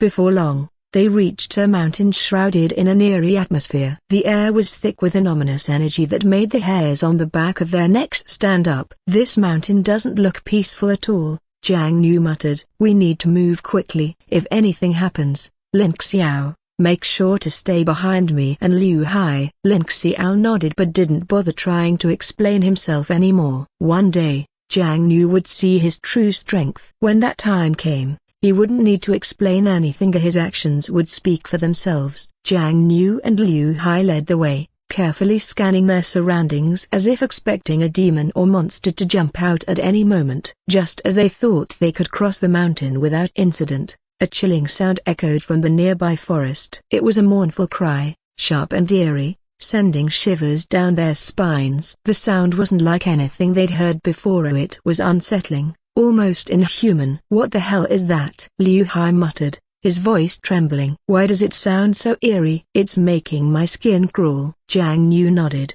swallowing hard. The cry filled him with an inexplicable fear, one that seemed to claw at his very soul. Curiosity might have driven them forward on another day, but this time, their instincts screamed at them to leave. "I think we should get out of here," Jiang Niu said firmly. "It's already nightfall, and this place is filled with ominous energy. Moving on is the safest choice." Liu Hai and Lin Xiao agreed, and the three decided to ignore the cries and continue forward. But as they moved farther from the forest, the sound followed them, echoing just as close as before. "We've left the forest, haven't we?" Liu Hai asked, panic creeping into his voice. "So why can we still hear the crying? How is it in front of us now?" Jiang Niu's grip on his weapon tightened as he swallowed nervously. His eyes darted to the shadows, expecting something to leap out at them at any moment. Lin Xiao, on the other hand, looked at the two men with mild amusement. "Are you two seriously this scared?" he asked, shaking his head. "It's just the wind rustling the treetops." "There's nothing there." Jiang Niu and Liu Hai chose to ignore Lin Xiao's words, dismissing them as unreliable. The eerie crying sound was right in front of them. How could they not feel fear? Seeing that the two men didn't respond, Lin Xiao stepped in front of them, his expression serious. "Did you two even hear what I just said?" he demanded. "I told you there's nothing to be afraid of. No one's out there. The sound you're hearing is just caused by the wind rustling through the treetops, and this forest is called Ghost Cry Forest for a reason." Lin Xiao crossed his arms and continued. "It's called that because the wind here sounds like sorrowful crying, which is how it got its name." Jiang Niu and Liu Hai blinked at him, momentarily stunned. Lin Xiao's explanation sounded logical, and for a moment, they began to wonder if he was right. But how did Lin Xiao know all this? And how could he be so certain that this place was Ghost Cry Forest? "How do you know all this?" Jiang Niu asked, curious. "And how can you be so sure this is Ghost Cry Forest?" Lin Xiao rolled his eyes at Jiang Niu, his patience clearly wearing thin. He had thought Jiang Niu was intelligent, someone who could match his wit. But now he realized Jiang Niu wasn't nearly as sharp as he'd assumed. Jiang Niu seemed to be jumping to conclusions without much thought. "I read it in books, obviously," Lin Xiao replied matter-of-factly. "Also, I know where your next destination is. Your next stop should be Apricot Spring Town. It's all written in the books I've read." Jiang Niu and Liu Hai stared at Lin Xiao, dumbfounded. They didn't even know where they were headed. But Lin Xiao had just spoiled their destination. "How many books have you read, Lin Xiao?" Liu Hai exclaimed, his voice tinged with disbelief. "You even know stuff like this?" Lin Xiao shrugged off Liu Hai's reaction as if it were no big deal. Reading was second nature to him, and his exceptional memory meant he never forgot anything he had read. "Don't make a fuss about it," Lin Xiao said casually. "Didn't you say this mountain has an eerie vibe? Let's just focus on getting out of here." Snapped back to reality by Lin Xiao's words, Jiang Niu and Liu Hai quickly nodded. They had almost forgotten their current predicament. too busy marveling at Lin Xiao's knowledge. The three of them resumed walking, but as they moved forward, Lin Xiao began to sense something was wrong. This place wasn't as simple as he had initially thought. He stopped abruptly, scanning his surroundings with a sharp gaze. Jiang Niu and Liu Hai noticed Lin Xiao had stopped and turned to look at him in confusion. "What's wrong, Lin Xiao?" Jiang Niu asked. "This isn't right," Lin Xiao said, his tone firm. "We've been walking in circles. We haven't left the spot we started from." Jiang Niu glanced around, frowning. He didn't see any signs indicating they were back where they started. "Are you sure, Lin Xiao?" "This place doesn't look anything like where we were before," Jiang Niu said skeptically. "Maybe you're just imagining things. Try to relax a little." Lin Xiao shook his head, resolute. "My instincts never fail me," he said confidently. "Even if the surroundings look different, I can tell this is the same spot we've been circling around." Ghost Cry Forest is still close by. Jiang Niu hesitated, seeing that Lin Xiao wasn't joking. Slowly, he stopped walking and carefully looked around. Still, he couldn't see any signs of the forest nearby. "Lin Xiao, you're being paranoid," Liu Hai said dismissively. "It's your first time traveling outside your village, so it's natural to feel uneasy. Jiang Niu and I haven't noticed anything strange." "You don't need to overthink it. We'll protect you." Liu Hai's tone was casual, clearly unconvinced by Lin Xiao's concerns. But Lin Xiao shook his head again, his expression firm and serious. "I'm not wrong," Lin Xiao said.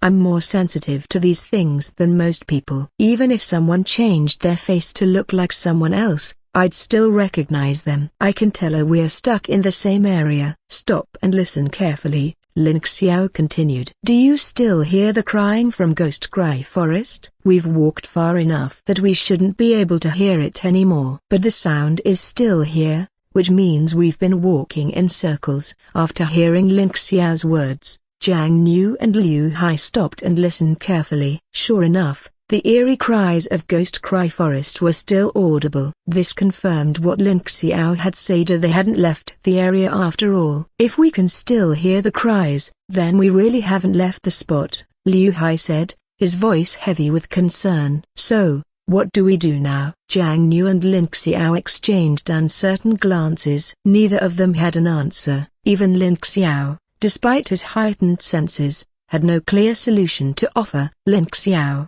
is there anything you can do to get us out of here?" Jiang Niu asked, a note of hope in his voice. Lin Xiao shook his head. "I don't know what to do," he admitted. "I've already told you everything I know. There's nothing more I can do to help." Jiang Niu nodded, understanding the limitations. The fact that Lin Xiao had even realized they were walking in circles was impressive in itself. Neither he nor Liu Hai had noticed until Lin Xiao pointed it out. "Since Lin Xiao doesn't have any other solutions, what do we do now?" Liu Hai asked, frowning. "Are we stuck in an illusion formation, or is this some kind of ghost's wall phenomenon?" Both Jiang Niu and Liu Hai were at a loss. They couldn't tell whether they were caught in an illusion formation or trapped in a supernatural maze. "It doesn't matter, right? Let's just test it out," Liu Hai suggested. "If it's an illusion formation, at least we know how to handle it." Jiang Niu nodded. They were familiar with illusion formations, and if that was what they were dealing with, they could likely find a way to break it and escape. "You're right," Jiang Niu agreed. "Let's approach it as if it's an illusion formation and see if we can deal with it that way." As the two prepared to take action, Lin Xiao stepped forward and stopped them, his expression serious. "Are you sure this is an illusion formation?" he asked firmly. Jiang Niu and Liu Hai paused, caught off guard by the question. Of course, they weren't certain, but wasn't it worth a try? "Why are you stopping us?" Liu Hai asked, his frustration growing. "We're not sure it's an illusion, but we have to try something." Lin Xiao looked at them, his gaze sharp and unwavering. "If you're not sure, then don't act rashly," he said. "My instincts are highly sensitive, and they're telling me that we only have one chance. If you make a mistake, we might be trapped here forever." Hearing the gravity in Lin Xiao's voice, both Jiang Niu and Liu Hai immediately stopped what they were doing. Lin Xiao's face was dark and serious, and the weight of his words gave them pause. There was a very real chance he was right. "So, if we can't try that, What do we do? Liu Hai asked, exasperation creeping into his tone. You keep telling us what not to do, but what's the plan? We can't just stay stuck here forever. Lin Xiao closed his eyes, his expression calm but focused, as he began to sense his surroundings. Jiang Niu noticed this and realized Lin Xiao might be trying to find a way out. However, Liu Hai couldn't make sense of what Lin Xiao was doing and had no idea what he was trying to achieve. Hey, you! Just as Liu Hai was about to say something to Lin Xiao, Jiang Niu quickly grabbed his arm, stopping him. Don't say anything, Jiang Niu whispered to Liu Hai. Look at Lin Xiao. I think he's trying to figure out how to get us out of here. Liu Hai scoffed, unconvinced. Are you serious? Lin Xiao already said he doesn't know what to do. Why are you putting your faith in him now? Jiang Niu didn't argue, choosing instead to observe Lin Xiao closely. See for yourself if you don't believe me, Jiang Niu said simply. Reluctantly, Liu Hai turned his attention to Lin Xiao. To his surprise, Lin Xiao stood perfectly still, his eyes closed as if focusing intently on something. A flicker of doubt crossed Liu Hai's mind. Could Lin Xiao actually be trying to find a way out? Do you think Lin Xiao really knows how to get us out of here? Liu Hai asked hesitantly. I don't know,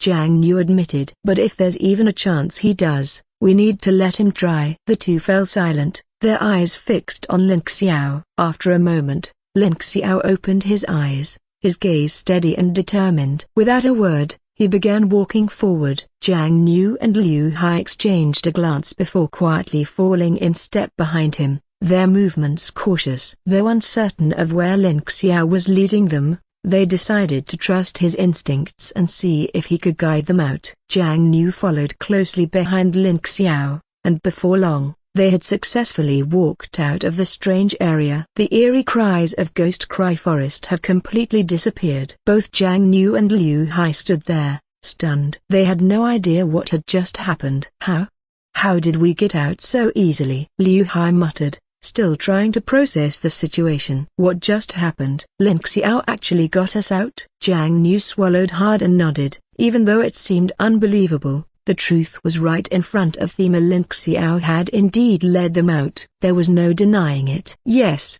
Lin Xiao really got us out, Jiang Niu said. I didn't expect him to be this capable. I didn't think it was even possible. Liu Hai nodded in agreement, a newfound admiration for Lin Xiao growing inside him. Before, he had thought only Jiang Niu was exceptional, but now Lin Xiao had proven himself just as remarkable. That left only one questioner. What about him? Jiang Niu had incredible martial arts skills, and Lin Xiao had his uncanny instincts. But what did he have? He wasn't exceptionally strong. He didn't have Lin Xiao's heightened senses. Was he just ordinary, destined to be nothing more than a burden? Jiang Niu, too caught up in his own thoughts, didn't notice Liu Hai's shift in mood. But Lin Xiao did instantly. Though he wasn't good at comforting others, he immediately picked up on Liu Hai's subtle change in expression. What's on your mind? Lin Xiao asked, narrowing his eyes at Liu Hai. You look upset. Liu Hai was caught off guard. He hadn't expected Lin Xiao to notice such a small shift in his emotions. You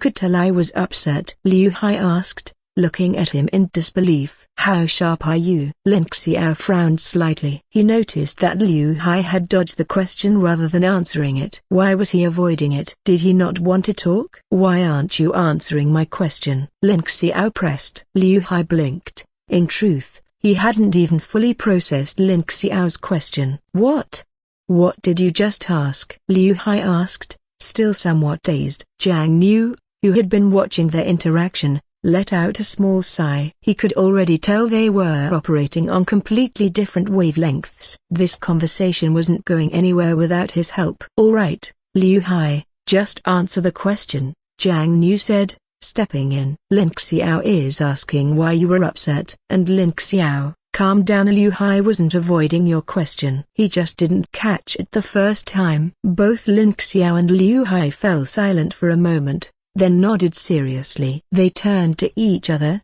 their expressions as if they were about to have a deep discussion about life itself. Seeing this, Jiang Niu rubbed his forehead. How did these two end up having such an oddly intense conversation over something so simple? Finally, Liu Hai let out a sigh and admitted, I was feeling down because you have such sharp instincts, and Jiang Niu has incredible martial arts skills.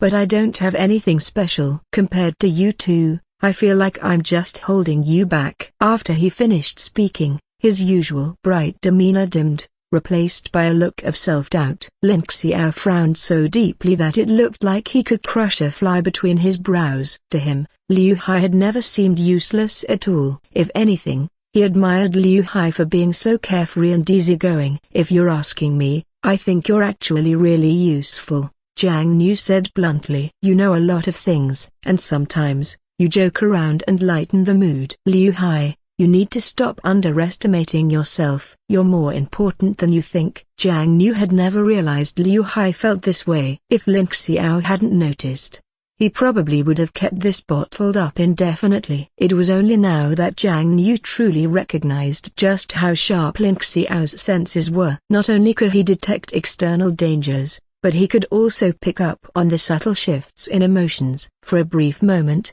a thought flashed through Jiang Niu's mind: would he and Liu Hai ever have any privacy with Lin Xiao around? But before he could dwell on it, he brushed the thought aside. Lin Xiao was their friend now. If anything, his heightened awareness was an asset. At that moment, Lin Xiao turned to Liu Hai, his expression completely serious. Well, if that's really what's bothering you, then yeah, you should probably feel bad about it, he said flatly. You should definitely work on improving yourself. Liu Hai was speechless. He had expected some words of encouragement or maybe even a little reassurance. But instead, Lin Xiao had basically told him to reflect on his own shortcomings. Jiang Niu was stunned by Lin Xiao's words. He carefully studied Lin Xiao's expression, searching for any sign that he might be joking, but there was none. At that moment, Jiang Niu was sure of one thing: Lin Xiao had an unbelievably low emotional intelligence. He was completely straightforward, almost to a fault. Otherwise, how could he say something like that so bluntly? Wasn't he just setting himself up for confrontation? Lin Xiao, you really are something else, Jiang Niu sighed. If I had your sharp instincts to notice others' feelings, that would be incredible. But your way of comforting people, don't you think it's a bit harsh? Lin Xiao blinked, genuinely confused. He didn't understand what Jiang Niu was trying to say. In fact, he hadn't even intended to comfort Liu Hai. He had simply stated the truth as he saw it. I wasn't trying to comfort him, Lin Xiao said matter-of-factly. I was just saying what I think. His tone was serious, but there was no malice in his words. Liu Hai, realizing how sincere Lin Xiao was, decided not to argue. He knew that Lin Xiao lacked emotional awareness and wouldn't see things the way others did. There was no point in trying to compare himself to Lin Xiao. Instead, he felt oddly grateful. If Lin Xiao hadn't bluntly pointed things out, he might have continued down a path of self-doubt. No matter what, Lin Xiao, I still appreciate you getting me and Jiang Niu out of there, Liu Hai said sincerely. He wasn't sure if Lin Xiao truly understood his gratitude, but he hoped that one day, he would. And strangely enough, Liu Hai's instinct was correct. Lin Xiao did eventually change ear, but by the time he did, they could no longer be friends. Jiang Niu, not wanting to dwell on the moment any longer, clapped his hands together. All right, enough of this sentimental nonsense, he said. Let's keep moving. Didn't Lin Xiao say we're heading toward Apricot Springtown? It sounds like a beautiful place. Hearing this, Lin Xiao frowned slightly. Apricot Springtown had once been beautiful, as its name suggested. Every spring, apricot blossoms would fill the village, turning it into a picturesque haven. But just because something had been beautiful before didn't mean it still was. Places changed. Not every town remained the same over time. It was entirely possible that Apricot Springtown was no longer the peaceful, scenic place it once was. I wouldn't get my hopes up too much, Lin Xiao warned. His words sent a chill through Jiang Niu and Liu Hai. Lin Xiao had never been to Apricot Springtown, so how did he know it wasn't as picturesque as they imagined? Why was he discouraging them from expecting too much? Lin Xiao, why would you say that? Jiang Niu asked, a hint of suspicion in his voice. Lin Xiao, however, seemed completely lost. What did I say? He asked, blinking in confusion. Jiang Niu and Liu Hai exchanged bewildered glances. Why did it feel like Lin Xiao's personality changed so suddenly? One moment, he was speaking cryptically, and the next, he had completely forgotten what he had just said. "What's wrong with you?" Liu Hai asked, narrowing his eyes. "Do you have two different people living inside you or something? How do you not remember what you just said?" Liu Hai's blunt remark unintentionally struck a nerve. Lin Xiao hesitated, his usually composed expression wavering slightly. Sometimes I just lose track," he admitted. "I don't know why it happens." "Did I say something strange?" Jiang Niu and Liu Hai, seeing Lin Xiao's reaction, decided not to press the issue. It was possible that Lin Xiao had spoken unconsciously. There was no point in dwelling on it. "It's nothing," Jiang Niu said. "Let's just keep going. We'll find out once we get to town." Lin Xiao nodded and quietly followed behind them like an obedient child. Jiang Niu and Liu Hai exchanged a quick glance. Something was definitely off about Lin Xiao. If he merely lacked emotions, that would be one thing. But his reactions were inconsistent. Sometimes he was sharp and perceptive, and other times he seemed completely lost, like he wasn't entirely present. Was this what people meant when they said, "When one door closes, another opens"? Before they could think too much about it, the sun began to dip below the horizon. By nightfall, they finally arrived at Apricot Spring Town. To Jiang Niu's surprise, the town was bustling with people. The streets were lively, filled with endless streams of travelers and merchants. It looked like a thriving, vibrant town. The town appeared to be thriving, and at that moment, Jiang Niu began to doubt Lin Xiao's earlier warning. Maybe Lin Xiao had simply overreacted. After all, he had completely forgotten about his own statement right after saying it. Perhaps, this time, his instincts had been wrong. "Jiang Niu, I didn't expect Apricot Spring Town to be this lively," Liu Hai said. "It's just that we arrived at the wrong time. If we had come during the apricot blossom season, the view would have been even better." Jiang Niu nodded in agreement. If they had arrived earlier or later in the year, they might have seen Apricot Spring Town at its most beautiful. But Lin Xiao frowned, deep in thought. This place didn't feel right to him. It was completely different from what he had sensed before, almost as if something had changed drastically. It felt like they had stepped into a different place altogether, leaving Lin Xiao deeply unsettled. "Lin Xiao, I told you not to jump to conclusions so quickly," Liu Hai said with a smirk. "Look around. Apricot Spring Town is perfectly fine. There's nothing unusual about it." But Lin Xiao remained silent, his brow furrowed. Seeing this, Jiang Niu sighed. Liu Hai was being too harsh, or everyone made mistakes, and Lin Xiao's instincts, while sharp, weren't infallible. "All right, let's not dwell on this," Jiang Niu said. "Let's go in and take a look around. We can see for ourselves if there's anything unusual." Liu Hai, realizing there was no point in teasing Lin Xiao further, dropped the subject and followed Jiang Niu into the town. As they walked through the streets, the town's warmth and vibrancy became even more apparent. People moved about with cheerful smiles, their expressions full of contentment as if they had no worries in the world. Jiang Niu and Liu Hai couldn't help but relax at the sight, even smiling themselves. But Lin Xiao, he was different. His expression remained tense, his brow furrowed as if he was struggling to make sense of something. "Lin Xiao, can you lighten up a little?" Liu Hai asked, raising an eyebrow. "Why are you walking around like you're mourning someone? No one here is your enemy." But Lin Xiao didn't react. Something about Apricot Spring Town felt off. It looked full of life, but beneath that vibrancy, there was an eerie stillness, or a presence of death lingering in the air. "You really don't feel it?" Lin Xiao finally spoke, his voice low. "This town is too lively. It looks full of life, but underneath, the stink of death lingers." His words were firm, but Jiang Niu and Liu Hai were unconvinced. They had learned to trust Lin Xiao's instincts, but this time, it was hard to believe him. Everything they could see told them that this place was alive and thriving. "Lin Xiao, look around you," Liu Hai said, exasperated. "Everything is right in front of you. Where people are walking, talking, smiling. How can there be a death in a place like this?" Liu Hai was losing patience. If Lin Xiao had sensed something,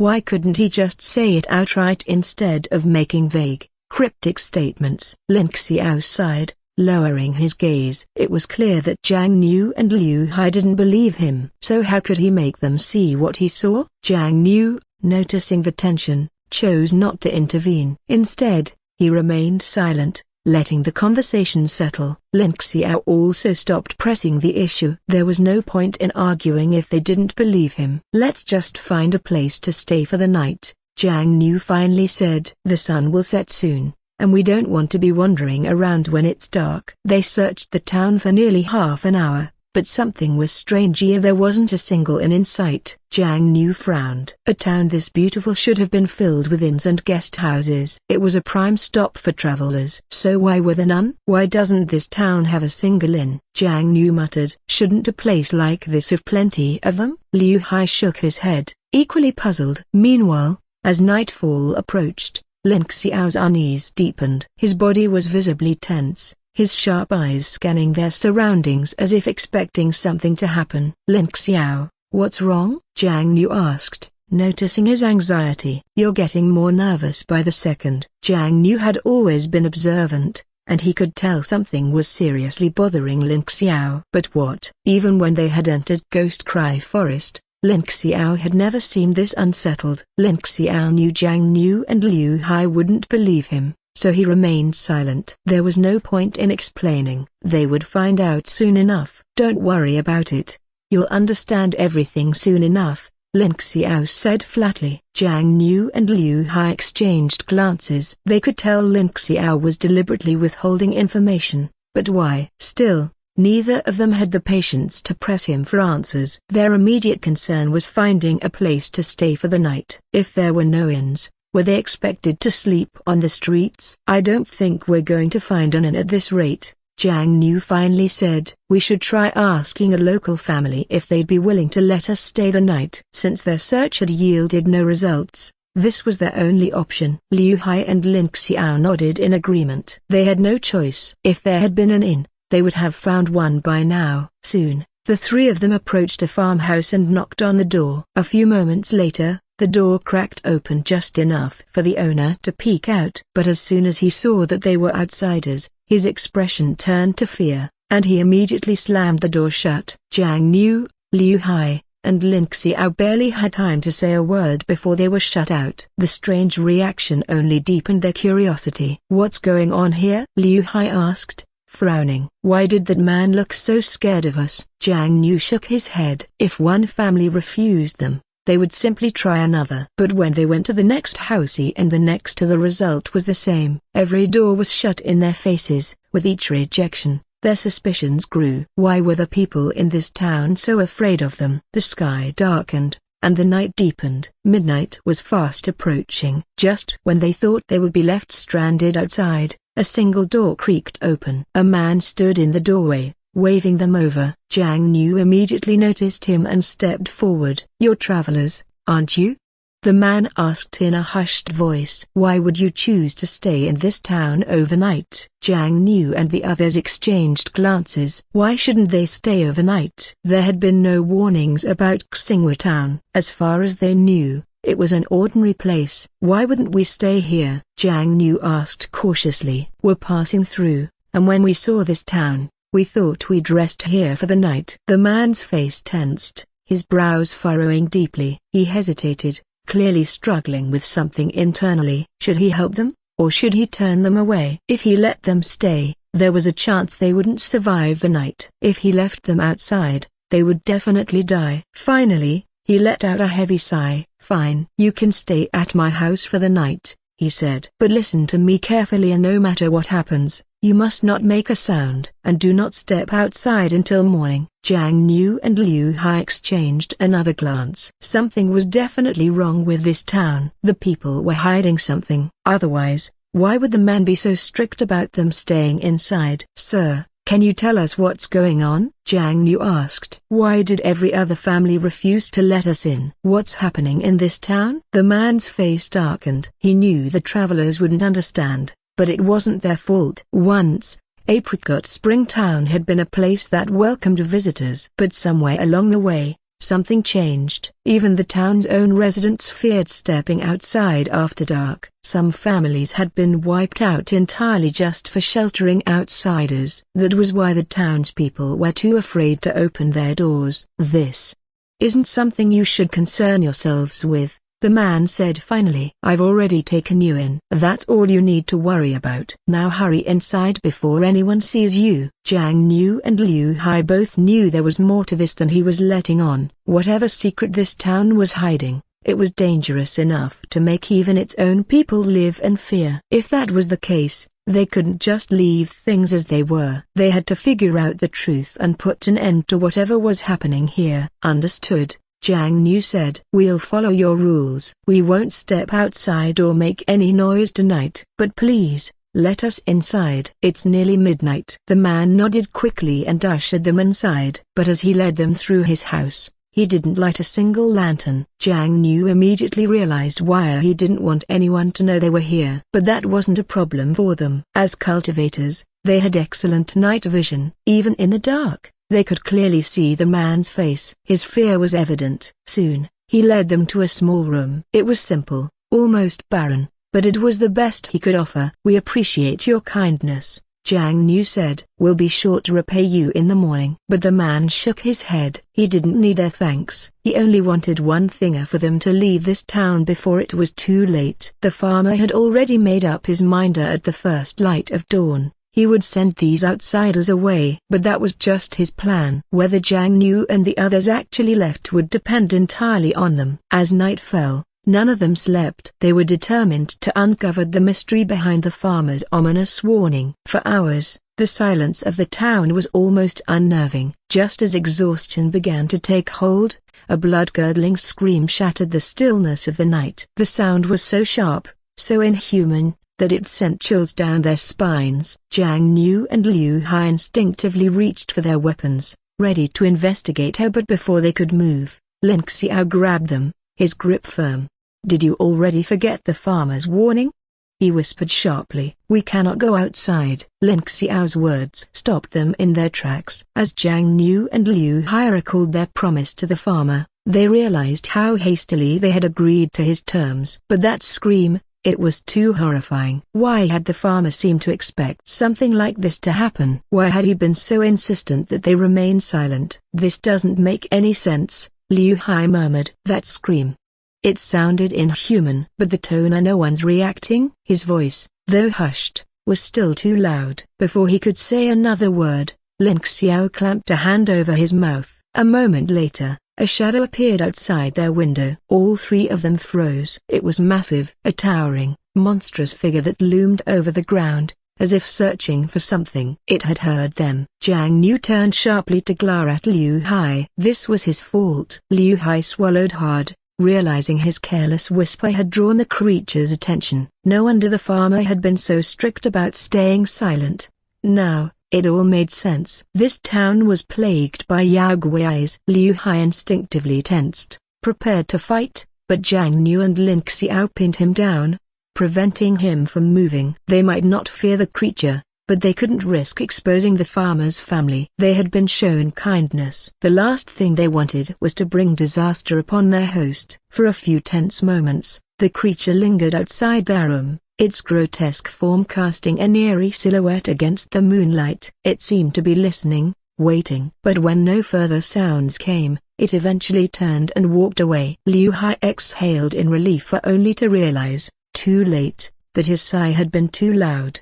The shadow outside the window stopped. Then, ever so slowly, it turned back toward them. Jiang Niu's pulse quickened. This thing's hearing was unnaturally sharp. They had barely escaped its notice the first time. Now, because of Liu Hai's mistake again, it was coming back. Liu Hai squeezed his eyes shut, cursing himself. If anything happened to the farmer's family because of him, he would never forgive himself. The three of them remained absolutely still, barely daring to breathe. For what felt like an eternity, the creature stood outside. Then, finally, it left. This time, none of them dared to make a single sound. For the rest of the night, sleep was impossible. They stayed on edge, terrified that the slightest noise would bring the creature crashing through the walls. Only when the first light of dawn crept over the horizon did the creatures finally retreat. As soon as they were gone, Jiang Niu and the others exhaled in unison, as if releasing a breath they had been holding all night. Jiang Niu turned to Lin Xiao, suspicion in his eyes. "You knew," he said. "You knew there was something wrong with this town." Lin Xiao met his gaze without hesitation. "I warned you," he replied. "I told you this town reeked of death, but neither of you listened." Liu Hai and Jiang Niu exchanged guilty glances. They had ignored Lin Xiao's warning, dismissing it as paranoia. But Lin Xiao had been right all along. "Lin Xiao, we were wrong," Liu Hai admitted. "We should have trusted your instincts." "Forget about that now," Jiang Niu said. "The real question is, what are those things? And why do they hunt by sound?" Lin Xiao shook his head. "I don't know," he admitted. "But whatever they are, they've been here for a long time." Jiang Niu sighed, rubbing his temples. They were exhausted. There were too many unanswered questions, and right now, they weren't in any state to investigate further. "Let's get some rest first," Lin Xiao suggested. "We can ask the farmer about it in the morning." Liu Hai and Jiang Niu agreed,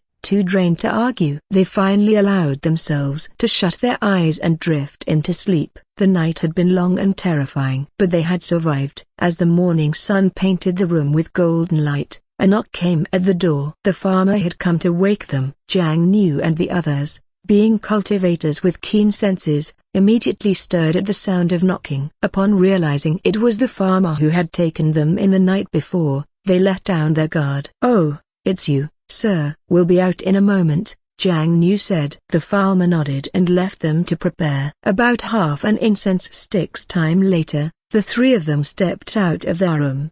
By then, the farmer had already prepared breakfast, and it was clear he had gone out of his way to make sure they had a meal before departing. "You three should eat before you go," the farmer said. "Once you're done, it'd be best if you left as soon as possible." Jiang Niu, Liu Hai, and Lin Xiao exchanged glances. They had no intention of leaving so easily. After what they had seen last night, there was no way they could simply turn their backs on this town. "Sir, we're in no hurry to leave just yet," Jiang Niu said. "But we do want to ask her what exactly happens here at night." They needed answers. Jiang Niu wanted to know if the townspeople were aware of the creatures lurking in the dark. The farmer stiffened at his words. For a moment, he remained silent, studying them with wary eyes. He had a bad feeling about this. Something told him these three wouldn't leave quietly. "This is a matter concerning our town," the farmer said firmly. "There is no need for you outsiders to involve yourselves. If you have no business here, you should leave at once. I agreed to shelter you for one night and that is all. I cannot help you further." Jiang Niu narrowed his eyes. So the farmer did know something. If he was this adamant about keeping quiet,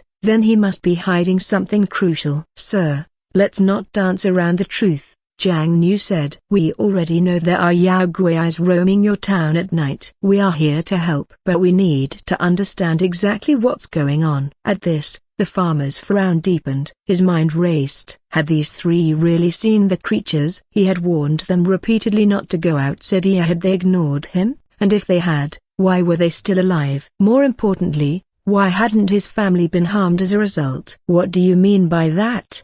the farmer asked, his voice tense. "Did you three leave the house last night?" "I told you not to step outside. I warned you how dangerous it was." "Do you have any idea what would have happened if you were seen? You could have doomed us all." Jiang Niu held up a hand, trying to calm him down. "Sir, you misunderstand," he said. "We never left the house. But we did see something pass by our window." He continued, "That's why we need to know the truth. What is happening in this town?" The farmer exhaled sharply. It seemed he had misjudged them. But even if they hadn't broken the rules, he still couldn't afford to speak freely. This wasn't just about him. It was about his entire family. If he said too much, the consequences would be unbearable. "Listen to me," the farmer said, his voice lower now. "If you truly value your lives, then leave this place. Our town stopped accepting outsiders a long time ago. The only reason I took you in last night was because I had no choice. You had nowhere else to go. But today, You must leave." Jiang Niu and Liu Hai exchanged another glance. There was no way they were leaving. Not without solving this mystery. "Sir," Jiang Niu said, his voice steady. "We're going to be truthful with you. The three of us are cultivators. We have traveled far, dealing with all sorts of demons and spirits. If this town is in danger, we will help." The farmer's eyes widened in shock. Cultivators? He had suspected these three were not ordinary travelers, but he hadn't expected cultivators. If they were truly cultivators, then maybe just maybe his town had a chance. You swear you speak the truth?" the farmer asked, his voice wavering slightly. "You're truly cultivators?" There was a flicker of something in his eyes. Hope, but also fear. It was clear that he had been through similar scenarios before. Jiang Niu, Liu Hai, and Lin Xiao all nodded without hesitation. "We are," Jiang Niu said. "You don't need to doubt us. If you tell us what's happening, we will do everything in our power to help." As they stepped out of the town, Lin Xiao suddenly grabbed both Jiang Niu and Liu Hai by the arms, stopping them in their tracks. Jiang Niu and Liu Hai exchanged puzzled glances, unsure of what Lin Xiao was up to. "Lin Xiao, what's wrong?" Jiang Niu asked. Lin Xiao's gaze was sharp as he looked directly at Jiang Niu. "Don't you think something about this whole situation is strange?" Both Jiang Niu and Liu Hai frowned. Strange? They hadn't noticed anything particularly unusual. "Lin Xiao, are you overthinking this?" "What exactly seems off?" Liu Hai asked, scratching his head. Jiang Niu, too, tried to recall if anything had felt wrong, but nothing stood out. "Lin Xiao, what did you notice?" Jiang Niu asked seriously. Lin Xiao's expression grew even more solemn. If these monstrous Yao Guais were truly out to harm people, why would they only appear at night? Jiang Niu and Liu Hai froze, realization dawning on them. He was right. If these Yao Guais truly wanted to kill indiscriminately, why not attack during the day as well? They would be able to claim even more victims, making their power grow faster. "You have a point," Jiang Niu admitted. "If they were truly ruthless killers, they wouldn't limit themselves to just the nighttime. Their cultivation would progress much faster if they hunted during the day too," Liu Hai added. But then, Liu Hai had another thought. "What if the Yao Guais aren't strong enough?" he suggested. "What if they can only appear at night because their power isn't stable enough to maintain their human form during the day?" Lin Xiao immediately shook his head. "That theory doesn't hold," he said firmly. "A Yao Guai that has already gained a humanoid form wouldn't willingly revert back unless forced to. Besides, didn't the farmer say that the Yao Guais only appear when someone makes a sound or steps outside at night? If that's the case, then what's their purpose in killing?" Jiang Niu's brows furrowed deeply. Lin Xiao was making a lot of sense. If these creatures were purely instinct-driven, they wouldn't have such specific conditions for attacking. Could it be that the farmer had lied to them? But why? If the Yao Guais truly weren't a threat to the town, why would he want them dead? Before Jiang Niu could ask anything else, Lin Xiao's expression suddenly sharpened. "We're being followed," he said in a hushed voice. Both Jiang Niu and Liu Hai instinctively turned to look, but Lin Xiao quickly pulled them forward. "Don't look back," he warned. "If I'm right, it's the farmer who took us in last night. He's probably tailing us to make sure we really go to the mountain. For now, we have to pretend we suspect nothing. If we turn around now, we'll alert him." Jiang Niu and Liu Hai immediately understood. They exchanged glances, then nodded. Acting as if nothing was wrong, the three of them continued their journey toward the mountain, their pace steady and natural. Behind them, the farmer watched closely, his eyes gleaming with anticipation. As long as these three actually entered the mountain, then soon enough, they would become nothing more than nourishment. Satisfied that they had taken the bait, the farmer turned back toward the town, completely unaware that his every move had already been seen through. Lin Xiao's eyes darkened. "There's more to this town than what we've been told," he murmured. "But what exactly are they hiding?" Jiang Niu and Liu Hai didn't have the answer. But one thing was certain: they were being deceived. "Let's not dwell on that for now," Liu Hai said. "We're already heading to the mountain. Let's check if there are any Yao Guais here first." Jiang Niu and Lin Xiao nodded in agreement. The three of them continued onward, reaching the mountain within the hour. Yet, no matter how long they searched, They found no traces of Yao Guai's, or any lingering malicious energy. It was as if there had never been any Yao Guai here to begin with. "This is odd," Liu Hai muttered. "There's not a single sign of Yao Guai presence. No tracks, no scent, nothing. If Yao Guais were truly residing here, we should at least be able to sense their lingering energy," Jiang Niu added. But instead, what they found was the opposite. The air in the mountains was pure and refreshing. It was the kind of place that would actually benefit a cultivator's training. "This mountain isn't cursed or tainted at all," Lin Xiao said thoughtfully. "In fact, it's quite the opposite. The air here is incredibly clean, and the energy is abundant." Jiang Niu nodded in agreement. If there were Yao Guais here, they must have left a long time ago. But if that's true, then why did the townspeople tell us they were still here? Liu Hai questioned. The three of them fell silent, their gazes drifting back toward the direction of the town. Something was definitely wrong, and they were going to find out what. As the three of them continued searching the mountain, determined not to leave without uncovering the truth, Lin Xiao suddenly reached out and stopped Jiang Niu and Liu Hai in their tracks. Both Jiang Niu and Liu Hai turned to look at Lin Xiao, immediately realizing that he had sensed something. With his eyes closed, Lin Xiao appeared to be concentrating deeply, as if he were attuning himself to the surroundings. "Head south," he finally said. Without hesitation, Jiang Niu and Liu Hai nodded and followed Lin Xiao's lead. As they moved further south, they didn't notice anything particularly unusual until they stumbled upon a breathtaking bamboo pavilion nestled among the trees. The structure exuded an ethereal beauty, as if it belonged to a celestial realm rather than a secluded mountain. Mist wove through the bamboo stalks, giving the place an otherworldly serenity. "What is this place?" Jiang Niu murmured. "Why would such a refined residence be hidden up here?" Liu Hai shook his head, just as puzzled. Before either of them could investigate further, a graceful young woman emerged from the bamboo forest. She had a striking and radiant beauty, her delicate features framed by the soft glow of the afternoon sun. However, the moment she laid eyes on them, her expression darkened, shifting from warmth to wariness. "Who are you?"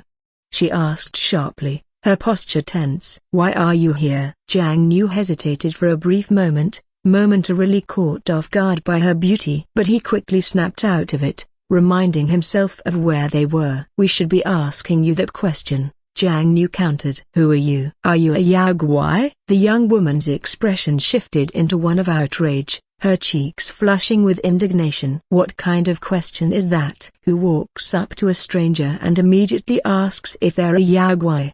she snapped. "Do you not have any manners?" Realizing how blunt and accusatory he had sounded, Jiang Niu softened his approach. "My apologies," he said sincerely. "I didn't mean to offend. We're just trying to understand what's going on here." "May I ask for your name? Do you live here?" The woman eyed them suspiciously before nodding, though her wariness did not wane. "My name is Ling Zai," she finally introduced herself. "I have lived here my entire life." She studied them carefully. "Who are you three? And why are you wandering around this mountain?" Jiang Niu noticed her guarded stance and knew they needed to earn her trust. "We mean no harm," he assured her. "My name is Jiang Niu. These are my companions, Liu Hai and Lin Xiao. We came here because the villagers at the foot of the mountain believe a monster has been terrorizing them. They sent us to deal with it." At the mention of Yao Guai's, Ling Zai's expression stiffened further, and her gaze became evasive. "I don't know what you're talking about," she said quickly. "There are no Yao Guais here. There is nothing for you to find. You should leave." Jiang Niu narrowed his eyes. Her reaction was too unnatural. It wasn't just apprehension, there was something she was trying to hide. "Are you sure?" he asked, watching her carefully. "You're saying there are no Yao Guais at all?" For the briefest moment, Ling Zai's eyes flickered with panic, betraying her. But she quickly steeled herself, crossing her arms defiantly. "Of course not," she said stubbornly. "I have no reason to lie. If you're looking for Yao Guais, you're wasting your time. I suggest you leave." Jiang Niu and Liu Hai exchanged glances. She was lying. But why? Before they could press her further, Lin Xiao, who had remained silent until now, suddenly spoke up. "You're a Yao Guai, aren't you?" he said flatly. Ling Zai's entire body stiffened. Her hands clenched at her sides, and for a split second, Fear flashed in her eyes. She had been told since childhood that if she was ever discovered, she would be hunted, just like all the others. I am not a Yaogwai," she stammered, taking a step back. "You're making baseless accusations. I don't know what you're talking about. Just go."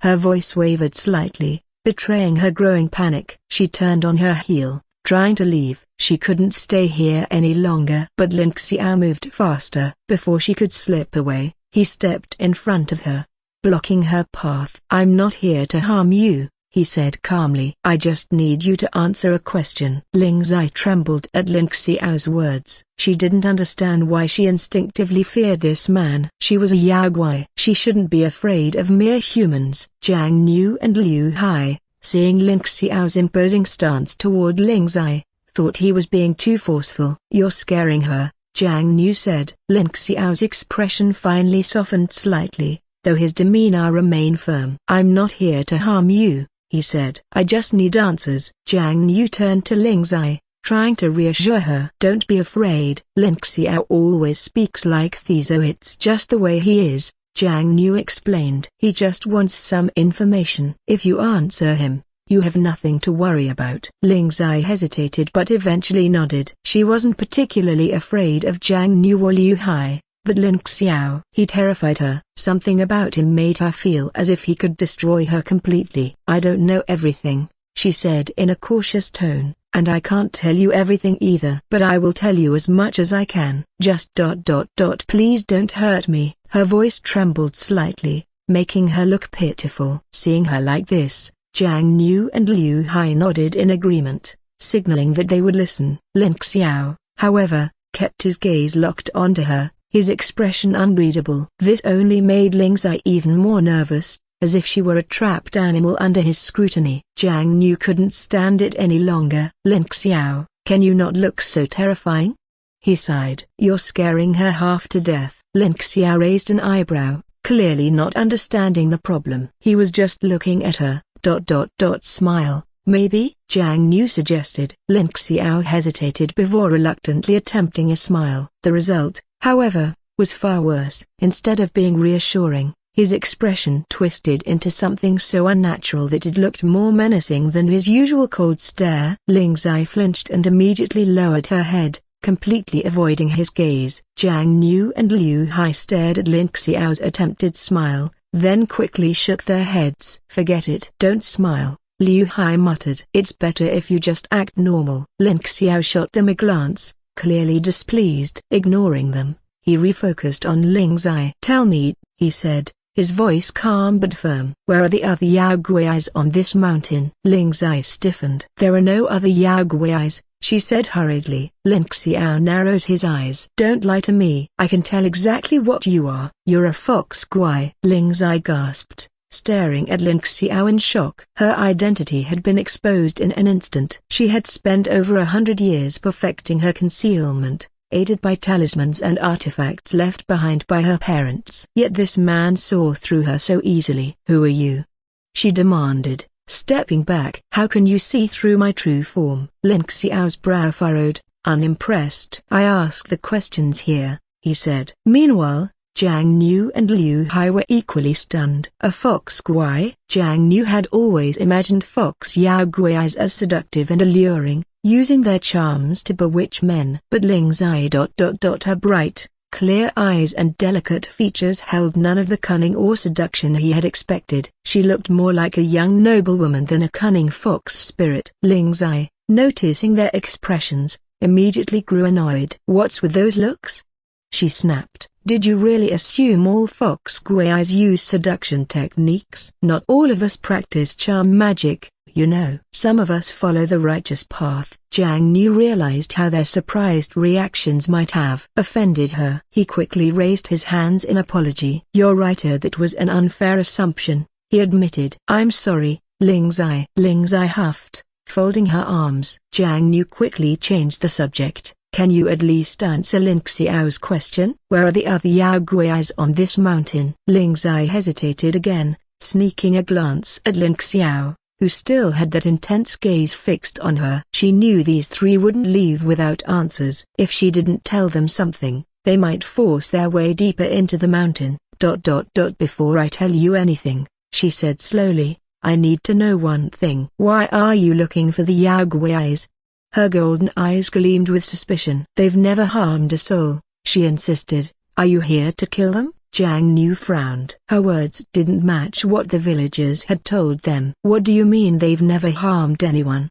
He asked. The people in the village say that Yaoguais descend the mountain every night to attack them. Ling Zai's expression twisted into confusion. That's not possible, she said firmly. The Yaoguais here have never gone down to harm humans. If anything, it's the humans who keep coming up here to hunt us down. I don't know if what you're saying is true, Ling Zai said, her voice steady but filled with conviction. But I can tell you these are the Yaoguais on this mountain have never harmed anyone from the village below. In fact, it's the villagers who come here, hunting us down. That's why you can't find any Yaoguais now, they're all hiding. After hearing her words, Jiang Niu and Liu Hai's brows furrowed even deeper. They couldn't comprehend what was going on. Had the villagers lied to them? But Ling Xiao's expression began to ease. Ling Zai noticed this change immediately, and for the first time, she realized how handsome Ling Xiao looked without his usual frown. His posture was tall and graceful, like a lone bamboo standing against the wind. His cold,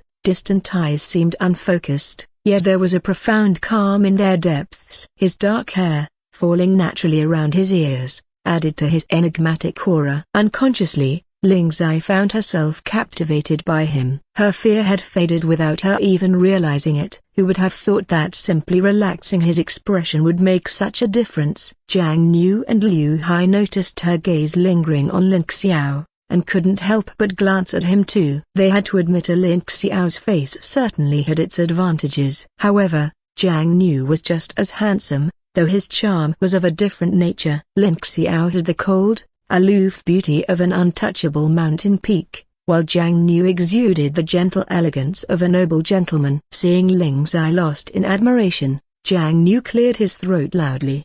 Now wasn't the time for her to be distracted, especially when they had serious matters to resolve. Ling Zai quickly snapped out of her trance, her cheeks flushing with embarrassment. Sorry, I got a little distracted, she mumbled. Ling Xiao, however, remained puzzled. He had noticed her staring at him but didn't understand why. Are you sure you're not lying? Jiang Niu asked, his voice serious. Can you swear that the Yaoguais on this mountain have never harmed anyone from the village below? Without hesitation, Ling Zai nodded and solemnly made her vow. I, Ling Zai, swear that if the Yaoguais of this mountain have ever harmed the villagers below, I will suffer endless misfortune and die a painful death. Jiang Niu immediately believed her. As cultivators, they took oaths very seriously. No one would make such a heavy vow unless they were absolutely certain they could uphold it. But if what she said was true, then who was lying? The villagers or Ling Zai? What's going on here? Jiang Niu muttered. Why are their stories completely contradictory? Who should we believe? Liu Hai's words only deepened Jiang Niu's confusion. But Ling Xiao remained calm, his gaze unwavering. In his mind, the answer was clear. If Ling Zai dared to swear such a severe oath, it meant the problem likely lay with the villagers. He had sensed it from the beginning of the oppressive, deathly aura lingering over that village. Yet Jiang Niu and Liu Hai had dismissed his warnings from the start. I don't know why the villagers would say such things, Ling Zai said quietly. But I'm willing to go down and confront them face to face if that's what it takes. I swear on my life, the Yaoguais here have never harmed a single human. Jiang Niu believed her. Someone who had made such a heavy vow couldn't possibly be lying. But why would the villagers deceive them? You don't need to come with us for now, Jiang Niu said firmly. We believe you. We're going back down to see what's really going on in that village. If their story doesn't match yours, we'll bring you both together for a confrontation. Ling Zai nodded without hesitation. She had already sworn an oath. There was nothing left for her to fear. But Ling Xiao thought Jiang Niu was making things unnecessarily complicated. The truth was obvious. If anything, the real monsters might be hiding among the villagers themselves. The most frightening thing in the world wasn't Yaoguai's, it was the human heart. Unfortunately, Jiang Niu and Liu Hai still trusted the villagers too much. We'll head down the mountain now, Jiang Niu said. If all goes as expected, We'll return in a few days. Ling Zai nodded again. In their brief time together, she had realized that although these three were Yao Guai hunters, they weren't quick to judge. They didn't harm Yao Guais indiscriminately and they could distinguish between good and evil. Her parents had always warned her that Yao Guai hunters were merciless. But now, she knew that wasn't entirely true. If you return, she said softly, I'll make sure to welcome you properly next time. Jiang Niu and his companions didn't hesitate as they descended the mountain. However, upon returning to the village, they immediately sensed something had changed although they couldn't quite pinpoint what it was. Without delay, the trio headed to the home of the villager who had previously offered them shelter. When the villager saw the three of them return safely, his expression was one of surprise and thinly veiled disbelief. To him, the Yao Guais on the mountain were ruthless and powerful. Even if these outsiders possessed some skill, subduing those creatures should have been incredibly difficult. Yet, against all odds, Jiang Niu and his group had returned seemingly unharmed. You're back so soon?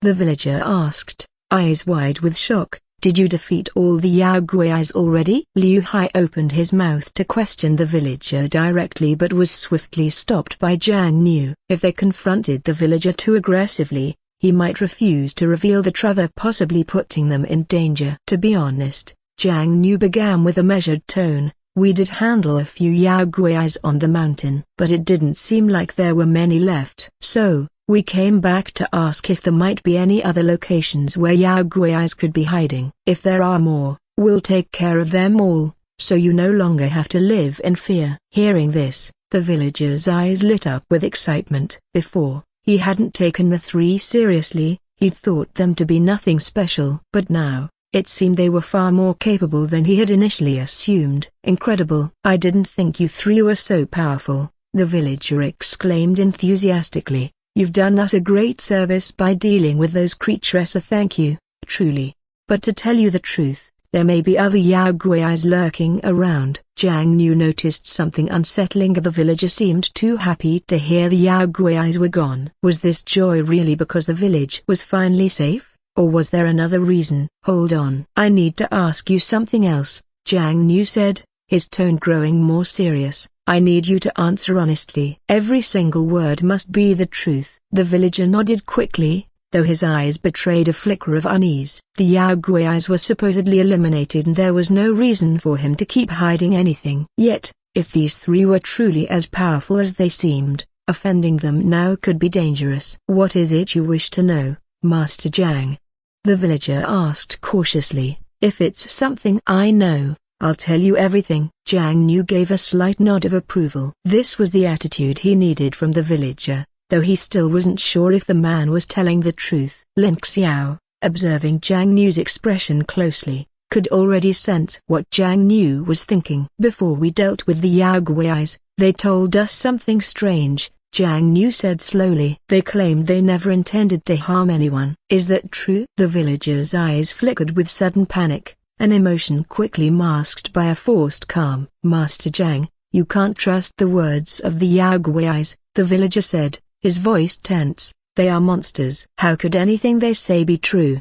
Besides, you saw them with your own eyes. They are Yao Guais. Jiang Niu's disappointment deepened. He could tell the man was lying. But why? Could everything Ling Zai had said be true? Yes, I saw those Yao Guais, Jiang Niu replied slowly. But did they actually harm anyone? Did they attack you or the other villagers? The villager averted his gaze, unsure how to respond. Master Jiang, some of those Yao Guai may not have harmed anyone, the villager stammered. But Yao Guais shouldn't exist in this world at all. Their very presence threatens our safety. If we don't eliminate them, it's only a matter of time before they turn on us. Jiang Niu's disappointment turned into frustration. It was clear now, the Yao Guais hadn't harmed anyone, yet this villager insisted they should be exterminated simply for existing. Was it because they were different?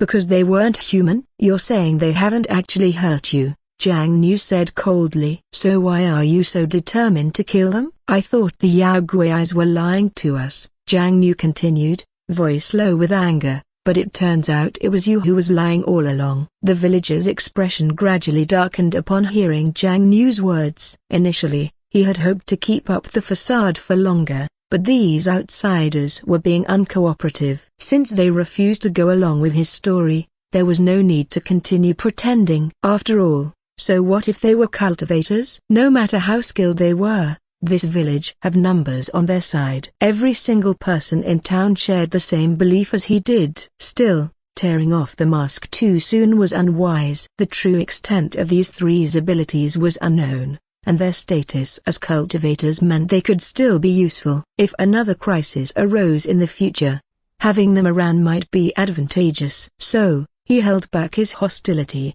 forcing his expression to remain neutral. But we didn't lie to you, the villager insisted. In the past, Yao Gui's did kill people in our town. How are we supposed to know which Yao Gui's were responsible? Just because some claim they never harmed anyone, does that make it true? If the ones on the mountain didn't do it, then who did? Surely, you're not suggesting we turned on each other? Jiang Yu listened carefully, begrudgingly acknowledging that the villager's words contained a sliver of truth. It was undeniable that people in the village had been killed by Yao Gui's before. It was also natural for ordinary humans to fear Yao Gui's. But then, he recalled Ling Zai's oath. She had sworn that no Yao Gui on the mountain had harmed a human. That raised a new possibility. What if the real culprits were Yao Gui's from elsewhere? You make a fair point, Jiang Yu admitted. It's natural for humans to fear Yao Gui's, and I won't blame you for that. And yes, we did kill some of them. If there's blame to be placed, I'll bear it. But tell me, do you regret what you've done? The villager's eyes flickered. To him, this was a loaded question. Regret? Of course not. They had merely exterminated some Yao Gui's, creatures that shouldn't even exist in this world. Not his kind. However, he knew better than to speak his true thoughts. Jiang Yu would surely turn against him if he admitted his lack of remorse. So, he adopted a remorseful expression and lowered his voice. Master, I had no idea those Yao Gui's were innocent, he said, feigning regret. Had I known, I never would have asked you to kill them. I see now that I was wrong. Jiang Yu's expression softened slightly. But Lin Xiao wasn't so easily deceived. Unlike Jiang Yu and Liu Hai, who still held some faith in the villager's words, Lin Xiao could sense the lie. There was no remorse, only calculation. This man wasn't sorry. In fact, he believed what they had done was right. Had the three truly slaughtered the Yao Gui's on the mountain, the burden of that mistake would have been unbearable. So tell me, Jiang Yu continued, his tone firm. Are there any other Yao Gui's nearby? If it wasn't the ones on the mountain, there must be others, right? The villager's eyes gleamed with a hint of excitement. It would benefit their village if he could convince Jiang Yu to hunt down more Yao Gui's. There was no reason to hesitate. Master, it's true that Yao Gui's lurk elsewhere, the villager admitted, a short distance west of Apricot Spring Town. There's a vast forest. That place harbors more of them. If the mountain Yao Gui's weren't responsible, then it must be the ones there. Jiang Yu nodded. The truth of the villager's words remained uncertain, but at the very least, it was worth investigating. Then we'll head there tomorrow, Lin Xiao said. For now, we need rest and food. We've had a long journey. The villager nodded eagerly and left to prepare a meal. Meanwhile, Jiang Yu and Liu Hai exchanged a glance. They both understood what just happened, and Lin Xiao had deliberately sent the villager away. Had he sensed something suspicious? Lin Xiao, Jiang Yu asked quietly, did you notice something? Lin Xiao met his gaze, his expression unreadable. It's obvious, he said flatly. That man was lying. Jiang Yu and Liu Hai frowned. How can you be so sure? Liu Hai asked. Lin Xiao's eyes darkened. He wasn't the least bit remorseful about what happened to the Yao Gui's on the mountain. From the start, he was using us to eliminate them. The real question is why? What reason do they have for wanting all Yao Gui's gone? Liu Hai exhaled sharply. For him, the answer to this question was painfully obvious. Liu Hai furrowed his brows, trying to make sense of the situation. But didn't that man say it himself? They're afraid of Yao Gui's, which is why they wanted us to kill them. Isn't it normal for ordinary people to fear Yao Gui's? Lin Xiao nodded. Indeed, fear of Yao Gui's was expected. However, that man hadn't shown any fear at all. If anything, when they were discussing the extermination of Yao Gui's, there was an undeniable glimmer of excitement in his eyes. You're right, Being afraid of Yao Gui's is completely normal, Lin Xiao said, but didn't you notice? He wasn't afraid. In fact, he seemed almost thrilled when talking about killing them. Jiang Niu and Liu Hai exchanged glances, shaking their heads. They hadn't sensed anything unusual. Could it be that Lin Xiao had misread the situation? After all, he had an uncanny ability to detect things they often overlooked. But would an ordinary person really feel excited about slaughtering Yao Gui's? Given Lin Xiao's track record, they couldn't dismiss his words so easily. But why? Liu Hai asked, his voice low with unease. Why would an ordinary human be excited about Yao Gui's unless the people in this town aren't ordinary humans? The idea sent a chill down Jiang Niu's spine. If the people here weren't human, then what were they? Jiang Niu's theory makes sense, Lin Xiao said. If they aren't afraid of Yao Gui's, it could mean two things: either they are Yao Gui's or they're just as powerful as Yao Gui's. But we've seen them. They look human. Then, have they become as strong as Yao Gui's? A shiver ran down Liu Hai's back. That thought unsettled them even more than the idea of Yao Gui's themselves. If ordinary people had somehow become as powerful as Yao Gui's, then how did it happen? There are definitely more secrets hidden in this town, Jiang Niu muttered. We'll need to uncover them carefully. Lin Xiao and Liu Hai both nodded in agreement. Just then, the door creaked open, and the villager stepped inside. What were you all talking about? He asked casually, his tone light but his eyes sharp. Something you need time to figure out? The three immediately went on guard. How much had he overheard?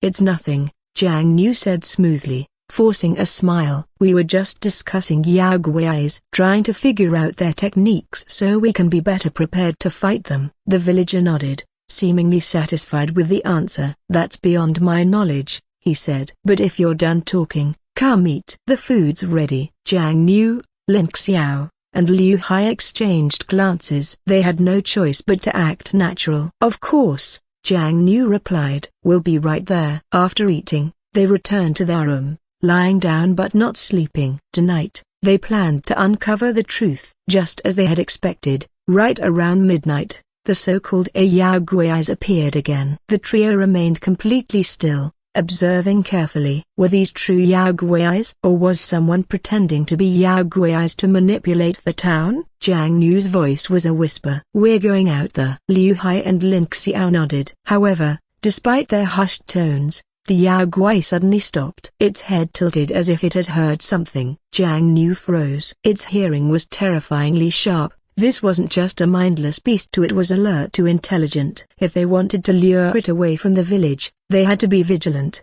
They exchanged glances, signaling silently to one another. Moving with practiced stealth, they crept out of the house, heading toward the outskirts of town. But no matter how careful they were, the Yao Gui noticed. With inhuman speed, it suddenly lunged toward them. Move! Jiang Niu hissed. The three of them broke into a sprint, leading it away from the village, and towards the open fields beyond. It worked. Within moments, they stood in the middle of a vast clearing, their hands resting on their weapons, their eyes locked on the approaching creature. It wouldn't be long now. After a short while, the Yao Gui arrived. Jiang Niu and his companions closely observed the so-called Yao Gui that had pursued them. At first, the creature's form had seemed terrifying in the shadows, but now that they had a clearer view, it appeared weak. Confusion flickered across Jiang Niu's face. Why would a Yao Gui be this frail? However, everything clicked into place once they saw its true form. This wasn't a Yao Gui at all, it was a villager. A perfectly ordinary villager from the town. But why would an ordinary person disguise themselves as a Yao Gui? And more importantly, how did they possess such sharp hearing and eerie movements? Jiang Niu's thoughts raced. It looks like they're just regular villagers. But why do they look like this? And their hearing, it's too sensitive, far beyond human capability. Though Jiang Niu spoke cautiously, they were still too close. The Yao Gui suddenly stopped, its head tilting as if it had heard something. A moment later, it lunged toward them. The three of them barely dodged the sudden attack. When they got a clearer look at their assailant, shock washed over them. It was the same villager who had refused them lodging on their first night. Jiang Niu, Liu Hai, and Lin Xiao exchanged glances. Since they knew these Yao Guais were the townspeople, they hesitated. They couldn't just attack them. But then, what should they do? Jiang knew. What do we do? Liu Hai asked, voice tight. Are we really supposed to fight ordinary people? Lin Xiao's expression darkened. Liu Hai, wake up, he said coldly. They're not ordinary people anymore. They might have been human by day, but at night, they are Yao Guais. Why? He didn't know. But what he did know was that if they hesitated, they could all die here. We don't know why they transform at night, Lin Xiao continued. But our priority is survival. Jiang knew and Liu Hai fell silent. Lin Xiao was right. The longer they delayed, the greater the danger. If we don't fight, we will die, Jiang knew muttered. But if we do fight, how do we make sure we're not killing innocent people? Lin Xiao took a deep breath. We don't need to kill them, he said. We just need to restrain them. Jiang Nu frowned. Restrain them? How? Our magic is all offensive based. Liu Hai sighed. Yeah, neither of us has any binding techniques. Lin Xiao's gaze hardened. Then I'll do it. Without hesitation, he stepped forward and raised his hand. A moment later, thick tree roots burst from the ground, twisting around the villagers turned Yao Guais and binding them in place. Jiang Nu and Liu Hai watched in awe. They had always known Lin Xiao had sharp instincts, but they had never seen him use this kind of power before. You could do that this whole time? Liu Hai blurted out. Why didn't you say something earlier? We wouldn't have needed to run so much. Before Jiang Nu could respond, his attention snapped to Lin Xiao. Something was wrong. Lin Xiao swayed slightly. His face was unusually pale. Jiang Nu immediately stepped forward, catching him before he could stumble. Lin Xiao, are you all right? Liu Hai's smugness vanished instantly. He hadn't noticed before, but now that Jiang Nu pointed it out, he could see it clearly. Lin Xiao looked exhausted. No wonder he rarely used his abilities. Lin Xiao, you haven't mastered your powers yet, have you? Jiang Nu asked, concern evident in his voice. If you push yourself too hard, you're going to collapse, Liu Hai added. We don't want to see you like this. Jiang Nu's words were gentle, but firm. They weren't just worried about his well-being, they needed him at his best, and pushing himself like this wasn't worth it. Lin Xiao listened to Jiang Nu's words and gave a small nod. If it weren't for the fact that Jiang Nu and Liu Hai had no way to deal with those people themselves, he wouldn't have had to step in. However, Liu Hai had a different perspective. If Lin Xiao still couldn't fully control his abilities, then he needed to train more. They couldn't always protect him. Things were only going to get more dangerous from here. If Lin Xiao didn't improve, there might come a time when neither he nor Jiang Nu could keep him safe. Lin Xiao, I think you should train your abilities more. The more you use them, the better you'll get, Liu Hai said seriously. We're only going to face bigger threats as we move forward. If your powers remain this unstable, we might not be able to protect you next time. Jiang Nu agreed with Liu Hai's reasoning, but now wasn't the time to pressure Lin Xiao. At least give him time to adjust, Jiang Nu argued. He'll work on it, but you can't just expect him to improve overnight. Liu Hai knew Jiang Nu was right, but he also feared Jiang Nu was being too soft on Lin Xiao. They had been through countless battles with Yao Guais, growing stronger with each fight. But Lin Xiao had always been on the sidelines, observing rather than participating. That had to change. Next time we fight Yao Guais, we should let Lin Xiao handle some of them, Liu Hai suggested. He needs to gain experience too, or we can't be the only ones improving. Jiang Nu nodded. That makes sense. It'll help him grow stronger. With just a few exchanged words, Jiang Nu and Liu Hai had already mapped out Lin Xiao's path forward. Lin Xiao, on the other hand, felt a headache coming on. He had purposely kept his abilities hidden, not wanting Jiang Nu and Liu Hai to notice his condition. But now, it seemed he could no longer avoid it. As they spoke, the restrained Yao Guais behind them struggled against their bindings. Lin Xiao's powers were already weak, his restraints wouldn't hold for long. Enough talking. We need to leave now, he urged. I've bound them for the time being, but they'll break free soon. We must return to the villager's house and act like nothing happened. Jiang Nu and Liu Hai quickly agreed. The three of them rushed back and arrived at an eerily quiet village, with most of the Yao Guais drawn out to the outskirts. The village and the farmer's home remained undisturbed, and so, another night passed. The next morning, Jiang Niu and the others woke with vigilance. They could no longer trust anyone in this village. By day, the villagers were friendly, harmless humans. By night, they turned into ruthless, unrecognizable creatures. But why? What was causing this transformation? And why did some villagers remain normal while others changed? They needed answers. Determined to uncover the truth, Jiang Niu led the group toward the forest where the farmer had claimed more Yaoguais lurked. When they arrived, however, something felt off. It was too quiet. There was no movement, not even the sound of birds or insects, a complete absence of life. You don't think this place would have Yaoguais, do you? Jiang Niu asked. It's too quiet. This whole place feels lifeless. Lin Xiao and Liu Hai nodded in agreement. But intuition alone wasn't enough, for they needed to confirm whether anything was actually there. Jiang Niu, instead of searching blindly, why don't we have Lin Xiao try sensing if anything is here? Liu Hai suggested. Lin Xiao's expression tensed. His abilities were already limited. If he kept using them, he would only weaken himself further. He shot Liu Hai a look, silently pleading for him to take back his words. Liu Hai, however, avoided his gaze. He wasn't trying to take the easy way out. He genuinely believed Lin Xiao needed to push himself. Lin Xiao, Liu Hai's right, Jiang Niu added, it might help you gain better control over your abilities. We just want you to improve, we're not trying to force you. Lin Xiao sighed. He knew they wouldn't back down. Reluctantly, he closed his eyes and reached out with his senses. Seconds passed. His frown deepened. There's no life here, Lin Xiao finally said, not even a single bird. That's not normal. Even if there were no Yaoguais, a forest would still be full of life. Something else is happening here. A creeping unease settled over them. If this wasn't the work of Yaoguais,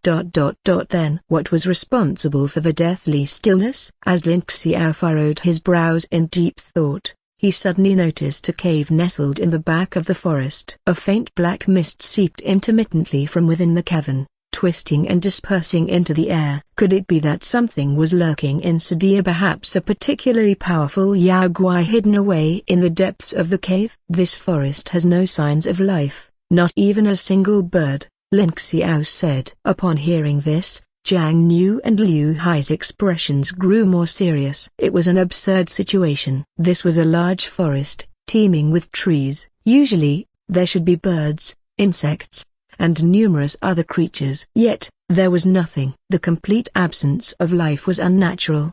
Did you sense anything else? Jiang Niu asked, his brows knitted together. A forest this lifeless. Just how dangerous is this place? Lin Xiao shifted his gaze toward the cave in the distance. The forest itself may be devoid of life, but I sensed something unusual. A cave in the mountains behind it. He continued, a faint black mist leaks from inside. I'm certain whatever is in there is responsible for the forest's desolation. Jiang Niu and Liu Hai exchanged glances before nodding in agreement. If that's the case, we need to investigate the cave, Jiang Niu said decisively. Without hesitation, the three of them set off toward the mountain. But before they even reached the cave entrance, the entity within had already sensed their presence. The moment the black mist detected them, rather than showing fear at the arrival of cultivators, it seemed excited. I never thought those useless fools could still be useful, a sinister voice echoed from within the darkness. They've delivered 3 cultivators to me as offerings. The voice chuckled with eerie delight as if it were relishing the sight of an inevitable feast. Meanwhile, as Jiang Niu and the others advanced toward the mountain, an unsettling feeling crept over them. They felt as if they were surrounded. Closing their eyes, they extended their spiritual senses, trying to pinpoint the source of their unease. But before they could react, they found themselves completely encircled by a pack of wolves. As they opened their eyes, Jiang Niu, Liu Hai, and Lin Xiao instinctively gripped their weapons tighter. These weren't ordinary wolves. If they hesitated, the pack would rip them apart. Yet if they fought recklessly, they might miss a greater threat lurking ahead. Jiang Niu narrowed his eyes, making his decision. The wolves won't let us pass. We'll have to take them down, he said coldly. And while we're at it, Lin Xiao, This is your chance to improve your skills. Lin Xiao's gaze sharpened. Lin Xiao, stay behind me and Liu Hai, Jiang Niu instructed. We'll weaken them first. Once we've handled most of them, you finish the job. Lin Xiao knew Jiang Niu was doing this for his sake, allowing him to grow stronger. He wasn't about to waste this chance. Jiang Niu and Liu Hai fought at the front, cutting down the wolves with precise, powerful strikes. But instead of taking the final blow themselves, they left it to Lin Xiao, allowing him to absorb the experience and hone his abilities. As Lin Xiao landed strike after strike, something stirred within him. For the first time in his life, someone was looking out for him. He wasn't just a bystander anymore, and for once, he wasn't alone. By the time they finished off the wolves, the three of them were bloodied and breathless. But the battle wasn't over yet. The pack leader still remained. Unlike its brethren, the wolf leader had never intended to kill Jiang Niu's group. It had only sought to warn them. But Jiang Niu and the others had already slain so many of its kin. Now, it could no longer afford mercy. The wolf glared at them with burning rage before suddenly retreating into the forest. Jiang Niu watched as it fled, sensing that it had something to say, but their actions had driven it away. Not that it mattered. Whatever information it had, it was unlikely to be useful to them now. Instead, Jiang Niu and Liu Hai turned their attention to Lin Xiao. Lin Xiao, how do you feel? Jiang Niu asked. Do you feel your strength increasing? Lin Xiao nodded, his gaze filled with a complicated mix of emotions. For the first time, someone had genuinely helped him grow. And in return, he swore he would repay them tenfold. With Jiang Niu and Liu Hai deliberately giving him opportunities, Lin Xiao's abilities improved significantly. However, since he rarely used his powers, he struggled to bring out their full potential. If he wanted to master his abilities, he had to use them more frequently. I feel much better now, Lin Xiao said. My body feels lighter,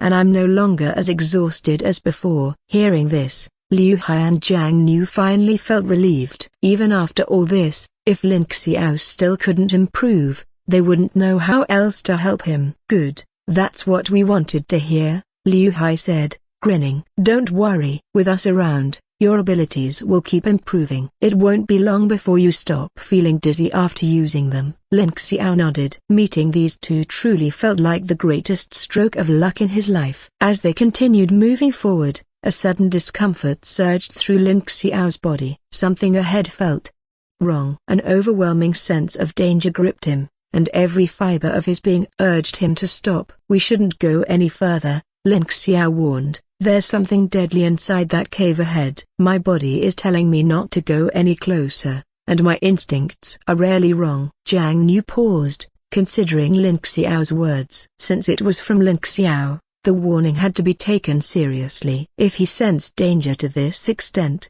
then whatever lurked inside that cave was no ordinary threat. Still, they couldn't just turn back without knowing the truth. I understand how you feel, Lin Xiao, Jiang Niu said, placing a reassuring hand on his shoulder. But we can't just walk away without seeing what's inside that cave. We need to know if whatever's in there is truly evil. If it is, then we have to eliminate it before it causes harm. Lin Xiao frowned deeply. Why was Jiang Niu always like this? Back in the village, Jiang Niu had taken on this same role, intervening, fighting for others, refusing to ignore injustices. Even now, at Apricot Spring Town, he was doing the exact same thing. Did Jiang Niu never grow tired of carrying such burdens? Jiang Niu, why do you insist on meddling in things that don't concern us? Lin Xiao asked, frustration evident in his voice. We don't have to get involved. We could just leave and move on. Instead, we keep slowing down,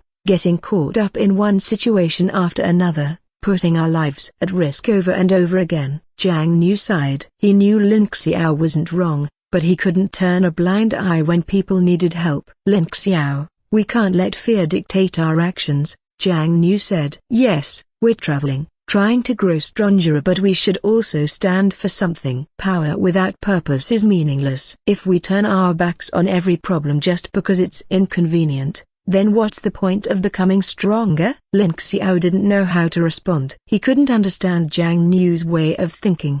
Before the argument could escalate, Liu Hai stepped in. All right, you're both right in your own way, Liu Hai said, raising his hands to ease the tension. "We're a team. We don't need to fight over this," he continued. "Honestly, I think Jiang Nu has a point. Challenging ourselves is part of how we grow stronger." Lin Xiao pursed his lips. If both Jiang Nu and Liu Hai had agreed, there would have been no point in arguing further. "Fine," Lin Xiao relented. "But if things go south, we retreat immediately." Jiang Nu and Liu Hai nodded. "Of course. Survival comes first," Jiang Nu assured him. With that, the three of them continued forward. Meanwhile, deep within the cave, the swirling black mist stirred. It had been observing their approach. "Interesting," a voice murmured from the darkness. "I thought they would turn back.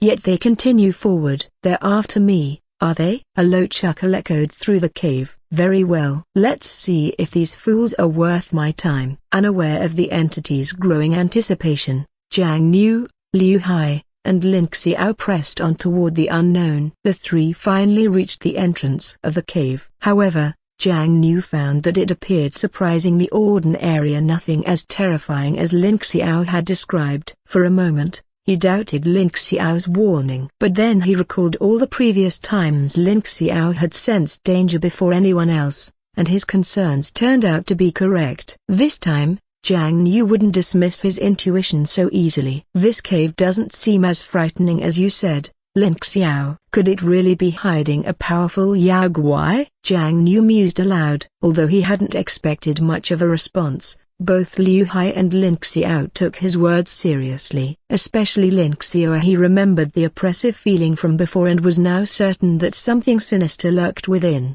"There's a high chance that a dangerous creature is hiding inside," Lin Xiao said grimly. "Everyone, be careful. If anything feels off, we need to retreat immediately." Jiang Nu and Liu Hai nodded. They trusted Lin Xiao's instincts now, knowing he would never lead them astray. With that, the three ventured into the cave. The moment they stepped inside, the stark contrast between the interior and the peaceful exterior became painfully obvious. Outside, the cave had looked calm and unassuming. Inside, however, the air was thick with darkness. Shadows stretched unnaturally long, and a chilling wind howled through the narrow passages. A suffocating atmosphere pressed down on them as they moved forward. Despite the eerie surroundings, they pressed on until they reached the deepest part of the cave, only to find nothing. The cave was empty. "What's going on?" Jiang Nu frowned. "There's nothing here. No Yao Guais, no creaturess, nothing." Lin Xiao's expression darkened. "It's not that the cave is empty," he said in a low voice. "The Yao Guai is simply hiding." A shiver ran down Jiang Nu's spine. He instinctively tightened his grip on his weapon,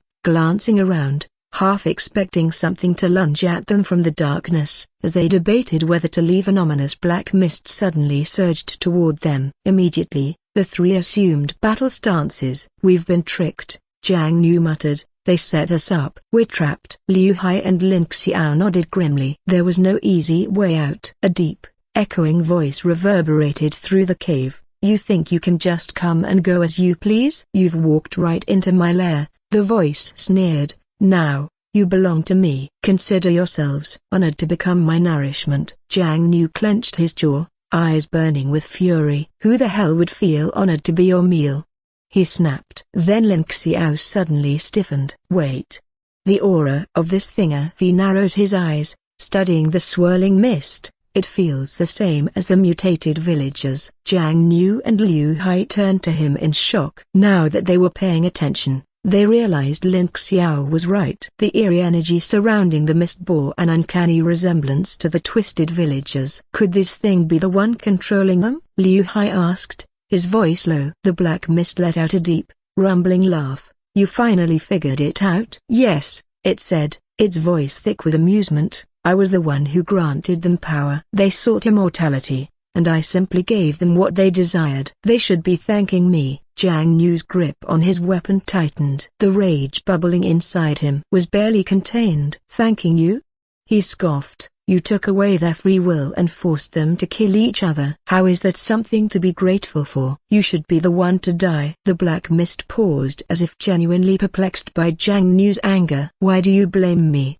it asked. "They came to me. They were the ones who asked for power. I simply fulfilled their wishes. It was their own greed that led them here. Jiang Niu froze. Because the Yogui wasn't wrong. It was the truth. The villagers had allowed their greed to consume them. And now, Apricot Spring Town was paying the price. Lin Xiao watched Jiang Mu and the Black Mist exchange words while subtly scanning the cave for an escape route. There was no way they could let themselves be captured here. As Jiang Mu continued arguing, the Black Mist grew increasingly impatient. It was never one to tolerate excessive chatter, and Jiang Mu's words were testing its already short temper. Enough.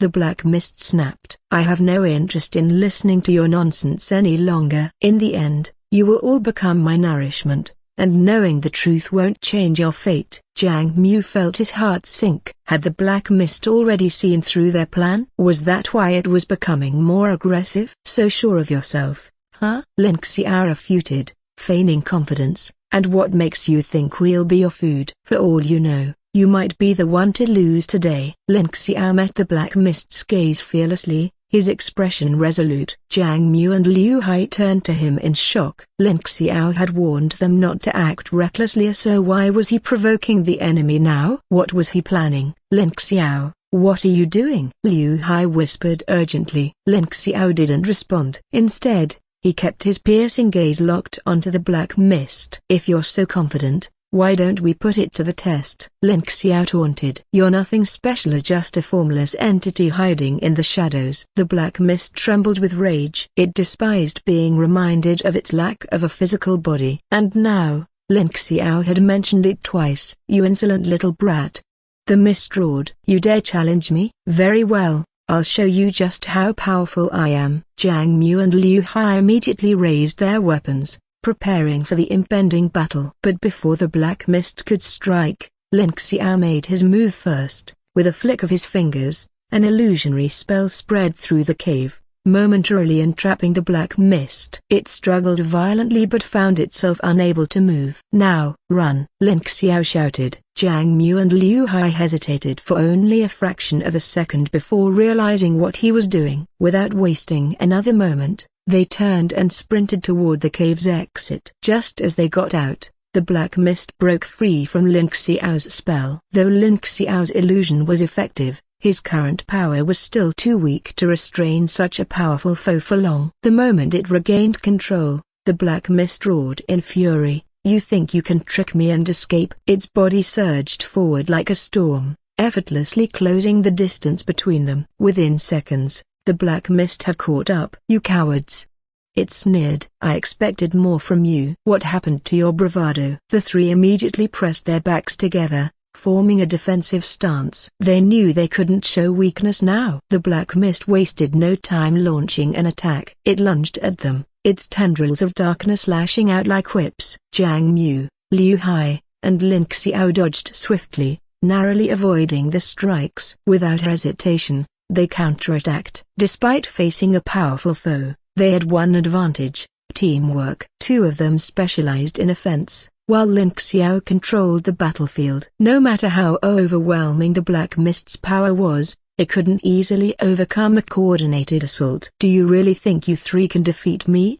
The Mist jeered. You're deluding yourselves. You'll never win. But the trio ignored its taunts. Instead, they increased the intensity of their attacks, moving as one seamless unit. Jiang Mu's blade sliced through the air, Liu Hai's powerful strikes forced the Mist to retreat, and Lin Xiao's illusions disrupted its movements. The relentless assault forced the Black Mist back. It seethed with fury. These three were dangerous. If they continued to grow stronger, they would become a genuine threat. As Jiang Mu, Liu Hai, and Lin Xiao faced the formidable Black Mist, they knew they were in a dire situation. The entity stronger than Thema escaping seemed impossible, let alone defeating it. But retreating wasn't an option either. The trio had no idea what the Black Mist's realm form was. Was it really just a formless cloud, or was something far more sinister lurking beneath? What do we do now? Liu Hai asked, his voice laced with frustration. There's no way we can take this thing down with just the three of us. Jiang Mu clenched his fists. His expression darkened as he realized the gravity of their mistake. If only we had listened to Lin Xiao earlier, he muttered. Lin Xiao glanced at him but said nothing. There was no point in dwelling on it now, since they couldn't defeat the creature. Their only option was to escape. But with the mist blocking every possible exit and their chances of tricking it again slim, the situation seemed hopeless. As the black mist stirred, Jiang Mu made his move, stepping forward to shield Lin Xiao and Liu Hai. Without hesitation, Liu Hai followed, launching into the fight. While they kept the black mist at bay, Lin Xiao racked his brain for a solution. This wasn't his usual role. He had always preferred to stay out of such matters. But now, with Jiang Mu and Liu Hai counting on him, he had no choice but to step up. You really think you can defeat me with just the two of you? The black mist sneered. Even if that little one joins in, you don't stand a chance. Jiang Mu and Liu Hai exchanged glances, their expressions tense. Lin Xiao's abilities hadn't yet matured, so bringing him into the battle would be dangerous. But Lin Xiao had already made up his mind. Without hesitation, he stepped forward, surprising them both. Lin Xiao, what are you doing? Jiang Mu shouted. Get back. You don't have the strength for this. Lin Xiao shook his head. If I just stand by and watch, what kind of comrade would I be? He said firmly. We're in this together. No matter what happens, I'll fight alongside you. A smile tugged at Liu Hai's lips. Jiang Mu, too, felt warmth spread through his chest. That's right, Liu Hai said with a grin. We're a team, we fight together. Seeing their determination, the black mist laughed. You three are amusing, it said. But no matter how brave you are, courage alone won't save you. The fight continued, and despite their best efforts, Jiang Mu, Liu Hai, and Lin Xiao were slowly being overwhelmed. The black mist was relentless, and exhaustion began to wear them down. Just as the black mist prepared to strike the final blow, a sudden burst of energy shot through the battlefield. A familiar figure darted into view. Ling's eye. She had sensed the battle from afar and had hurried to their aid. Seeing Jiang Mu, Liu Hai, and Lin Xiao struggling against the black mist, she knew she couldn't just stand by. If she didn't intervene, they would be killed. She had no choice here. She had to save them. Weak and barely conscious, Lin Xiao was the first to sense her arrival. He lifted his gaze, recognizing the concerned expression in her eyes. She wasn't their enemy. She was here to help. Upon sensing Ling's eyes arrival, Lin Xiao offered a rare, breathtaking smile. One that seemed so otherworldly, as if he were a spirit tempting fate itself. For a brief moment, even the black mist wavered. Lin Xiao had been waiting for this opening. The instant the black mist faltered, he unleashed his control technique once more, momentarily immobilizing it. Seizing the opportunity, Ling's eye swiftly revealed herself and whisked Jiang Mu, Liu Hai, and Lin Xiao away. Once the black mist broke free from Lin Xiao's grasp, it could only see a snow-white fox carrying them far into the distance. A deep, simmering hatred flickered within the black mist's core. That fox again. It had interfered one too many times. The black mist narrowed its focus. This creature could no longer be allowed to exist. But first, it had more pressing matter, so it needed a new plan. When Jiang Mu and the others finally escaped, their bodies were weak, their breaths ragged. They owed their lives to Ling's eye, and they knew it. Once she finally stopped running, giving them a chance to recover, Jiang Mu turned to her, eyes filled with gratitude. Ling's eye, we owe you our lives, he said sincerely. If not for you, we would have died in that monster's hands. Ling's eye, however, merely smirked, as if she didn't care. I don't go around saving people for free, she said. Now that I've helped you, you owe me something in return. Jiang Mu arched his brow. And what might that be? You must help clear our names, Ling's eye declared. None of the monsters in our mountain have ever harmed the villagers. But those people down there keep blaming us for everything. Jiang Mu nodded, his expression solemn. We've already figured out the truth, he admitted. The black mist is controlling the villagers. Every night, the so-called monsters that attack them are the villagers themselves. Ling's eyes widened in shock. I always knew that thing was evil, she murmured. But to turn the villagers into its pawns and force them to kill each other, that's beyond cruel. Jiang Mu's fists clenched at her words. Ling's eye wasn't wrong. It was beyond cruel. Do you have a way to stop it? She asked. Jiang Mu and the others exchanged glances and then shook their heads. If we did, Jiang Niu said bitterly. We wouldn't have needed you to save us. Ling Zai sighed. I figured as much. We're just not strong enough yet, Jiang Niu admitted. If we want to stand a chance, we need to grow stronger first. Ling Zai crossed her arms and thought for a moment. I know a place where you can train, she finally said. But you must not harm the spirits and creatures in this forest. She turned toward the distant peaks. Beyond this mountain, on the other side, there's another den of monsters, real ones. Ones who actually kill. Those you can hunt. You'll find no shortage of bloodthirsty creatures there. Jiang Niu, Liu Hai, and Lin Xiao all nodded in understanding. Thank you for the guidance, Jiang Niu said. We'll head the right away. But Ling Zai shook her head. You shouldn't rush, she said, glancing at Lin Xiao. One of you looks like he's about to collapse. Only then did Jiang Niu realize Lin Xiao was pale,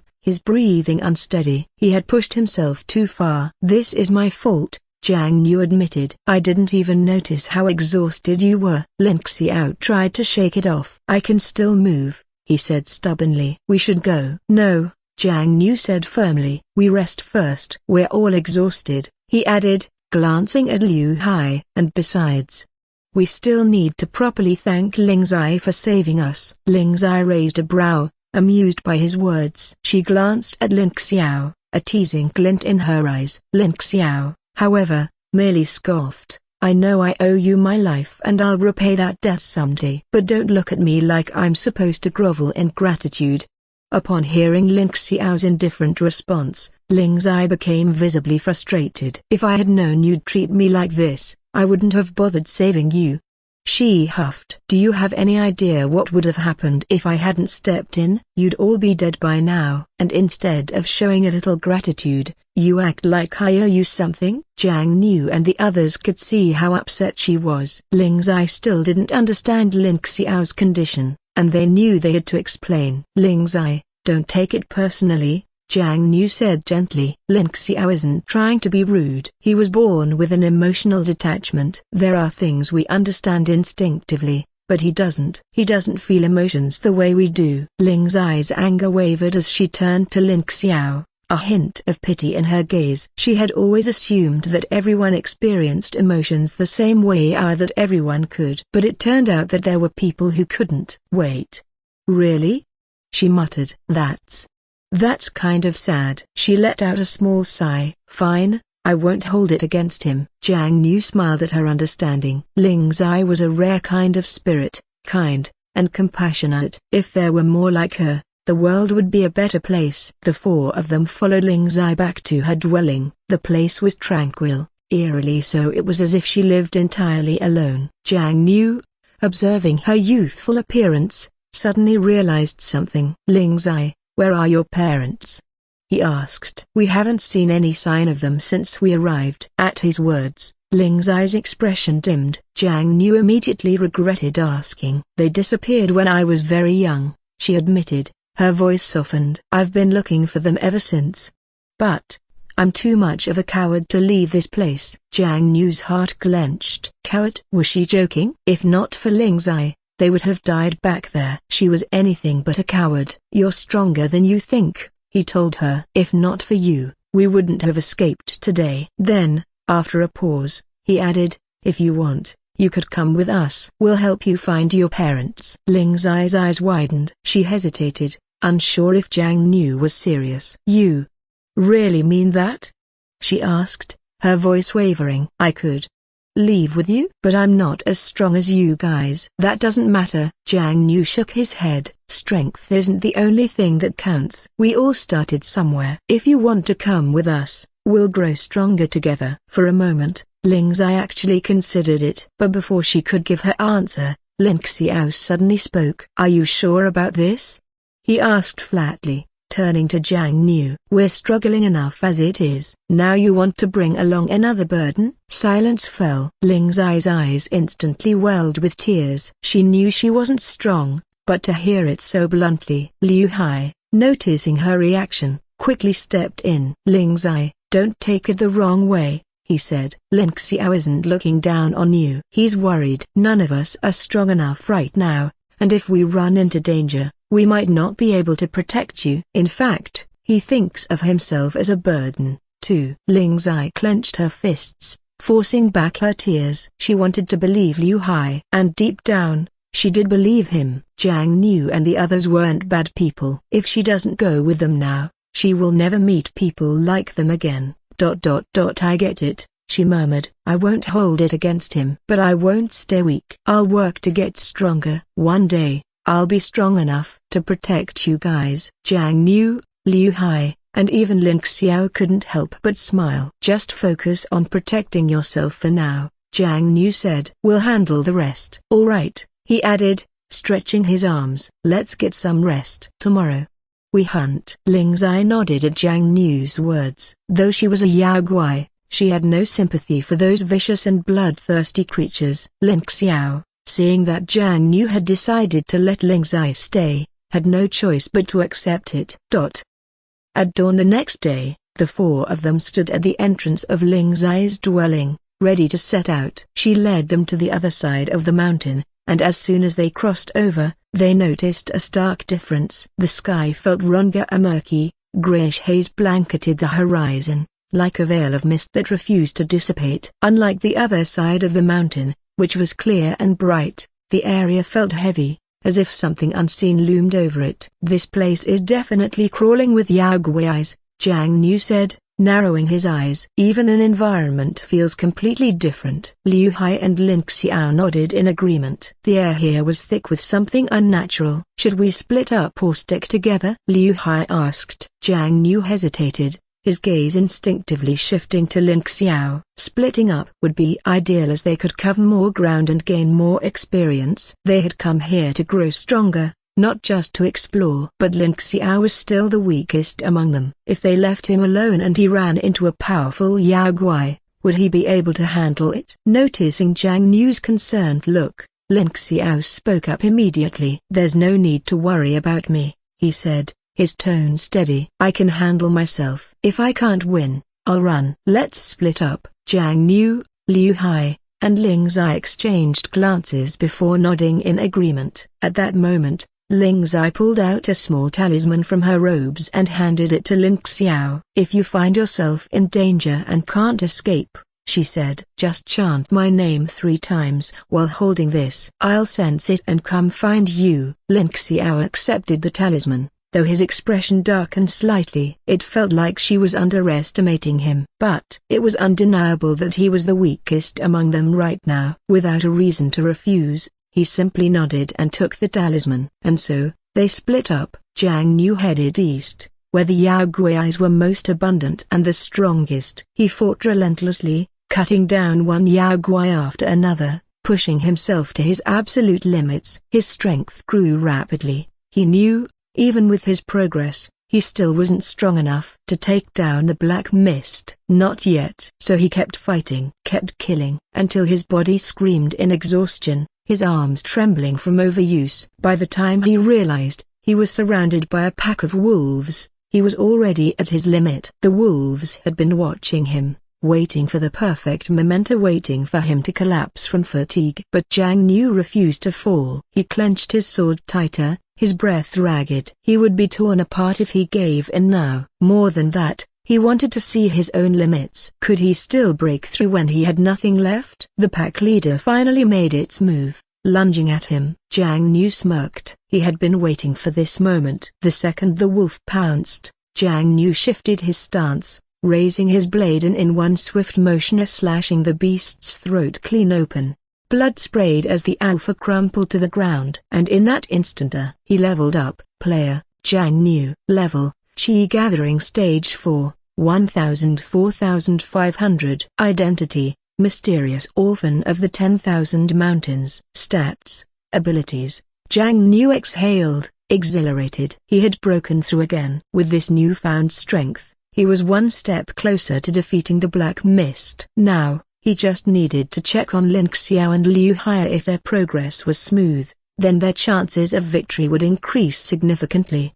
As it turned out, he wasn't the only one who had made progress. Liu Hai and Lin Xiao have also experienced significant improvements. Though the mountain was crawling with monsters, Their levels weren't particularly high. Many of them had only gained their sentiency, and those that had harmed humans had been culled. By the time the four regrouped at their designated meeting point, they immediately noticed the changes in one another. Seems like we made the right call coming here. We've gotten stronger. Now, we stand a much better chance against the Black Mist. Liu Hai and the others nodded in agreement after hearing Jiang Niu's words. Their cultivation levels had indeed increased significantly. They should now be strong enough to take down the Black Mist Yaogui. So, should we head down the mountain now, or should we check on the villagers first? Jiang Niu hesitated at Liu Hai's question, falling silent for a moment. He wasn't sure what their next move should be. At that moment, Ling Zai spoke up. "Let's head back to my cave first,"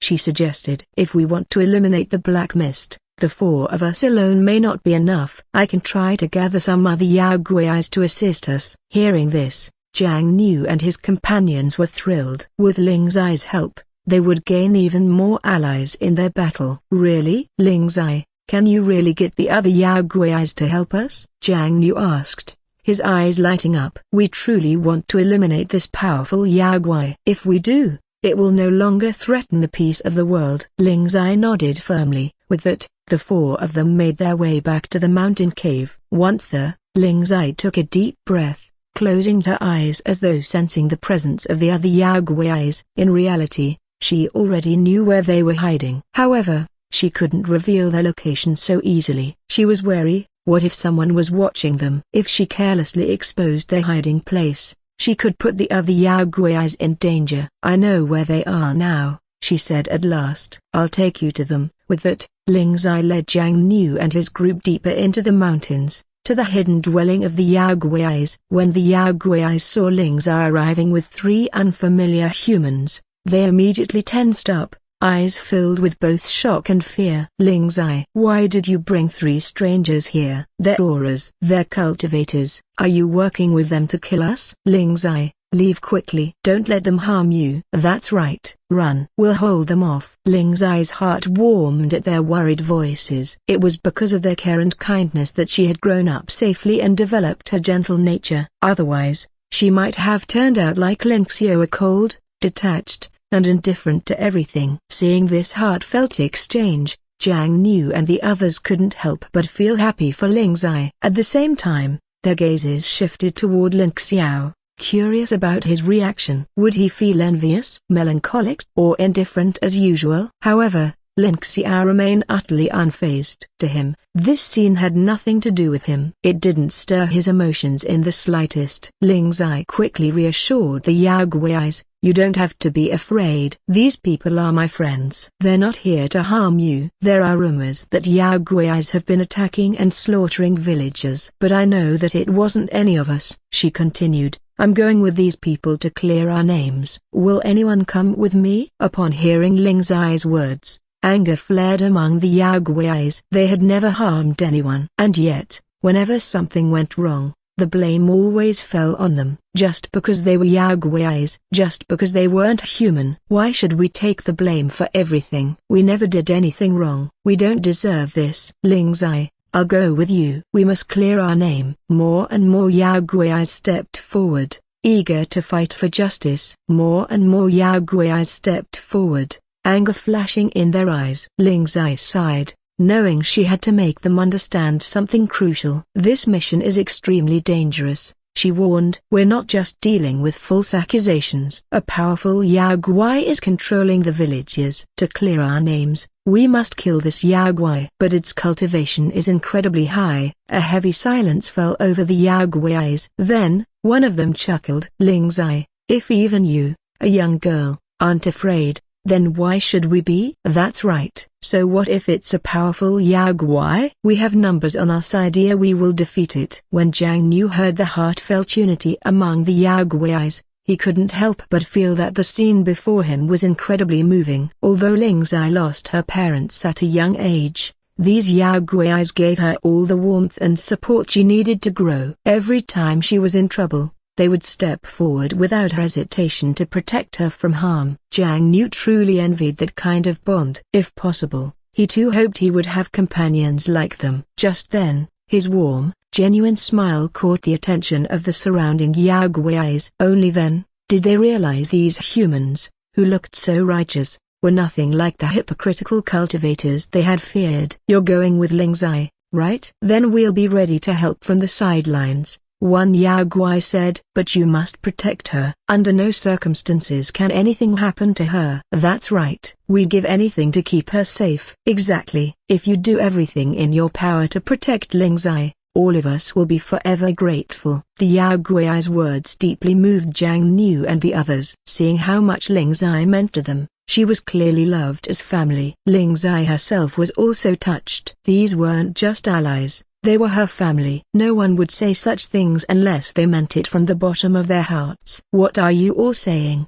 she replied with a bright smile. "We're going to fight together, and we're going to return together. Our cultivation may not be high, but we have numbers on our side. Maybe we can overwhelm the enemy just with that." Everyone laughed, though they all knew she was being idealistic. Only someone like Lingzai, so pure and full of hope, could believe in such an outcome. Still, no one had the heart to crush her optimism. And so, Lingzai led the group of Yaoguais down the mountain with Jiang Niu and his companions. When they arrived at Apricot Spring Town, the Yaoguais disguised themselves as ordinary humans, trailing behind Jiang Niu's group like curious newcomers. Many villagers had already recognized Jiang Niu and his team from earlier. They had been seen wandering the town multiple times. Some of the remaining villagers who hadn't fallen under the Black Mist's control approached them with worried expressions. As soon as they saw Jiang Niu again, they called out and brought him over. One older woman stepped forward, her expression full of concern. "Young man," she said softly, "can I have a word with you?" Jiang Niu nodded. "Of course, madame." "What would you like to say?" The woman's gaze grew complex as she studied them. She could sense that these weren't ordinary travelers, they carried themselves differently. Still, if they were going to go up against the Yaoguai that haunted this town, they were as good as dead.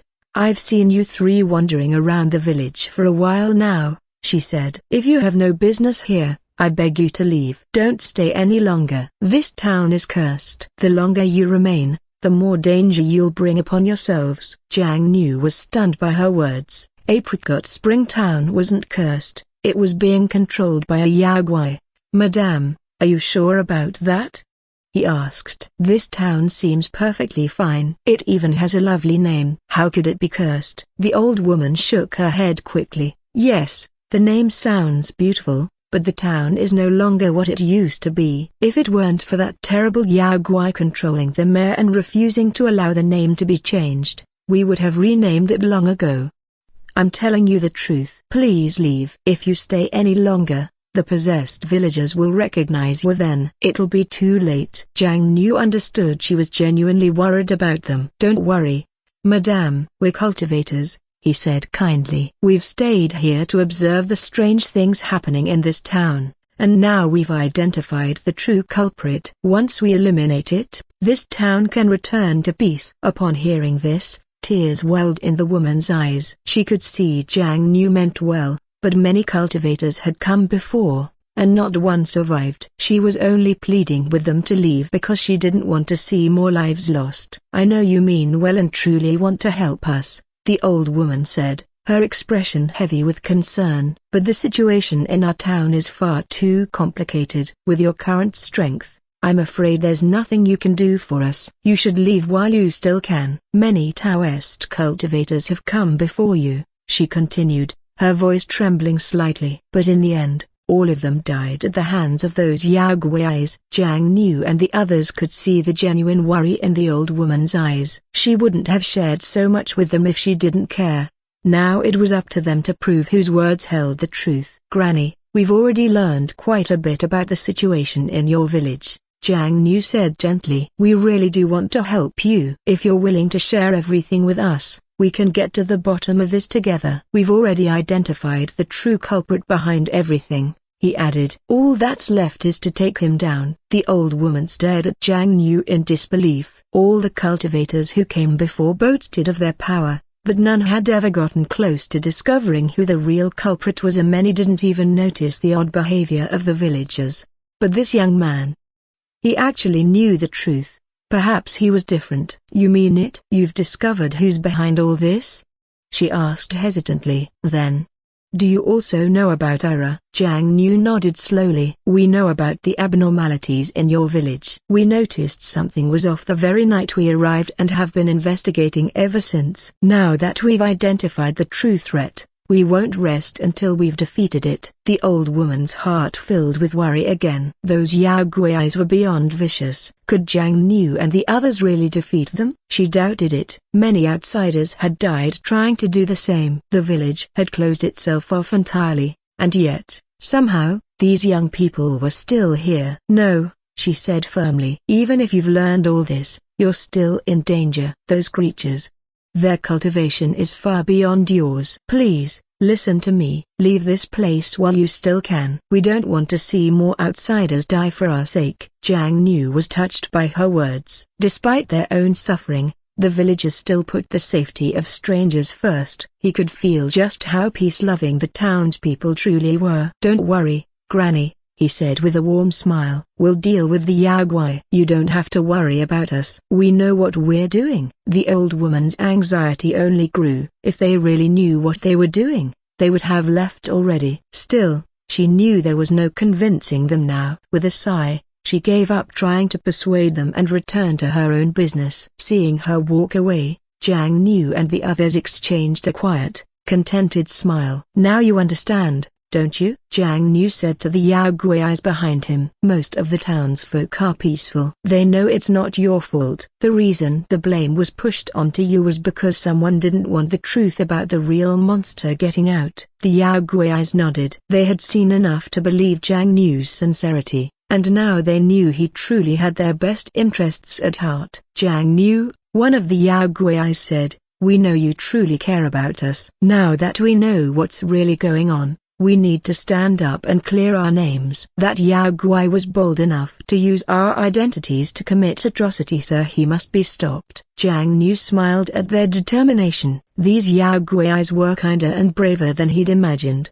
and he was glad they had found clarity. All right, we'll head for the bamboo forest, he said. We four will take on the Yao Guai first. If we can't handle it, then the rest of you can step in. But remember, don't act unless absolutely necessary. If you do, you may not come back alive. After hearing Jiang Nu's words, the Yao Guais all nodded in unison. They could tell he genuinely hoped they would become stronger and better. Don't worry, Jiang Nu, one of them said. We'll take good care of ourselves. But please, you must protect Linksai. She's the one we're most concerned about. Linksai, hearing their concern, turned her face away awkwardly. I don't need any of you worrying about me, she muttered. Just take care of yourselves. That's the best way to show you care. The others laughed softly at her response. Soon after, the group made their way to the bamboo forest. Once there, Jiang Nu stopped the Yao Guais outside and had the core group of four himself,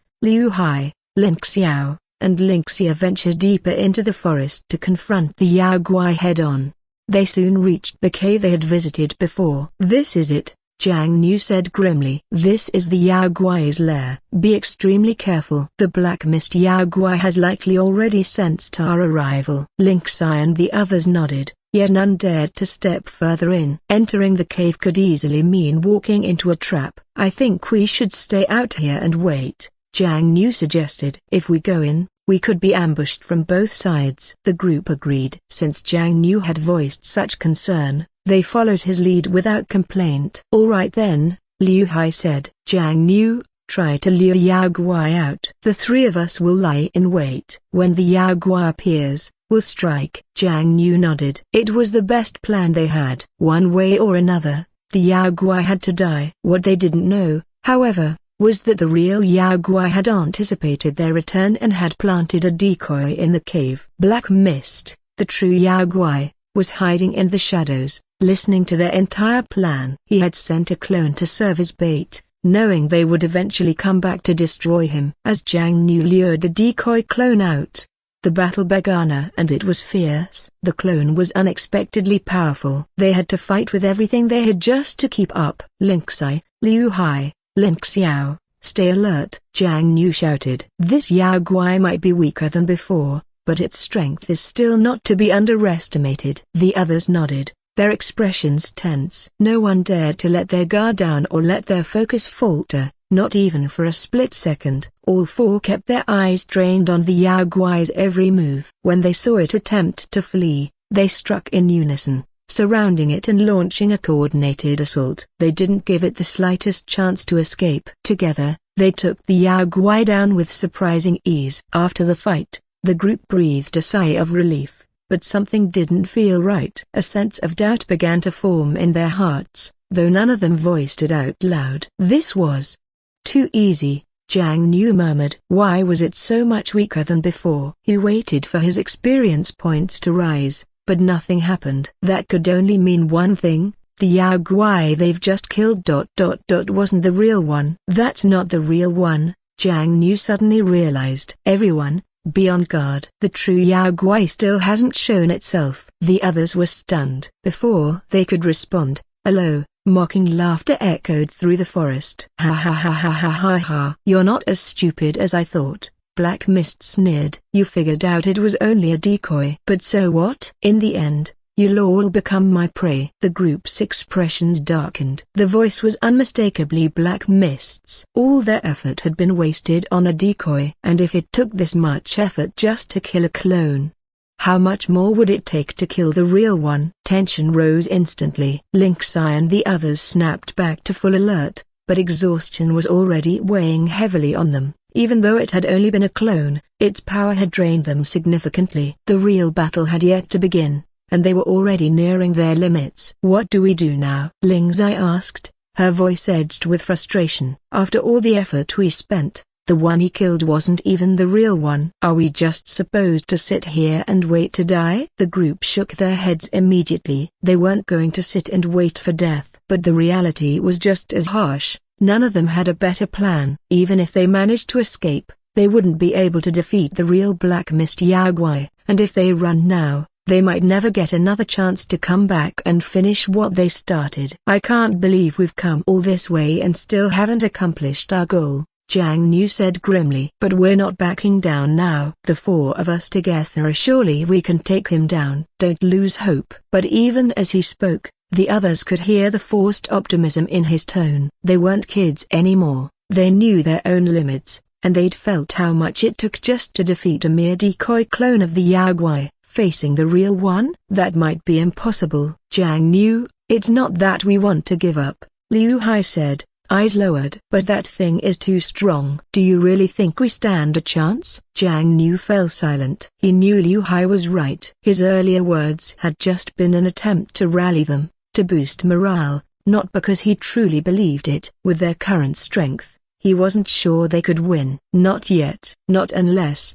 He advanced to the next rank. But what choice do we have? Jiang Niu finally said. Even if we retreat, we'll have to come back one day. We might as well finish it now. Lin Xiao nodded slightly. He agreed with Jiang Niu in principle, but rushing into a head-on clash with Black Mist would be suicide. At the moment, survival had to come first. Jiang Niu, what you're saying isn't wrong, Lin Xiao replied. But the most important thing now is to stay alive. If we try to fight Black Mist head-on, none of us will walk away. Jiang Niu grew quiet again. Lin Xiao's words made sense. But the question remained, could they even leave? That wasn't for them to decide anymore. It's not up to us whether we stay or go, Jiang Niu said. It depends on whether this Yaoguai lets us leave. We could try to retreat all we want, but if he doesn't let us go, what then? Well, looks like you're the one who sees things most clearly. Black Mist's voice suddenly rang out, dripping with condescension. If you want to leave, you'll have to ask for my permission. The group clenched their fists in anger. Black Mist's arrogance was unbearable, but there was nothing they could do about it. Jiang Niu turned to the others, his voice firm. Lin Xiao's right. If we want to end this once and for all, we need to take him down. And maybe, just maybe, doing so will give us the breakthrough we've all been pursuing. Lin Xiao gave a rare nod. That was exactly what he'd been thinking too. He could feel it. His strength was on the verge of a breakthrough. All he needed was the right moment. If he could land the final blow on Black Mist, he was certain he could advance. Ling's Eye, Liu Hai, Jiang Niu said, turning to them. If either of you are hesitant, you can stay back. Lin Xiao and I will handle this. Liu Hai frowned, immediately offended. What are you talking about? We're a team. How can you expect me to sit this out while you two fight alone? He stepped forward, eyes burning with resolve. Don't worry, I'm fighting alongside you, all the way to the end. Ling Sai watched the exchange with a soft, unreadable expression. For a moment, she felt envious. She'd always had people who cared about her or the other Yao Guis she lived with her, but she'd never had friends like these. Friends who bickered and fought and still stood side by side when it mattered most. A bond forged in battle and trust. She didn't know if she'd ever be welcome in their circle, but part of her wished she could be. We came here together, she said, breaking the silence. So we fight together. There's no way I'm letting you face him without me. Jiang Yu smiled at her words, warm and genuine. And just like that, a new little team, born of fire and resolve, stood together once more, ready to face the battle ahead.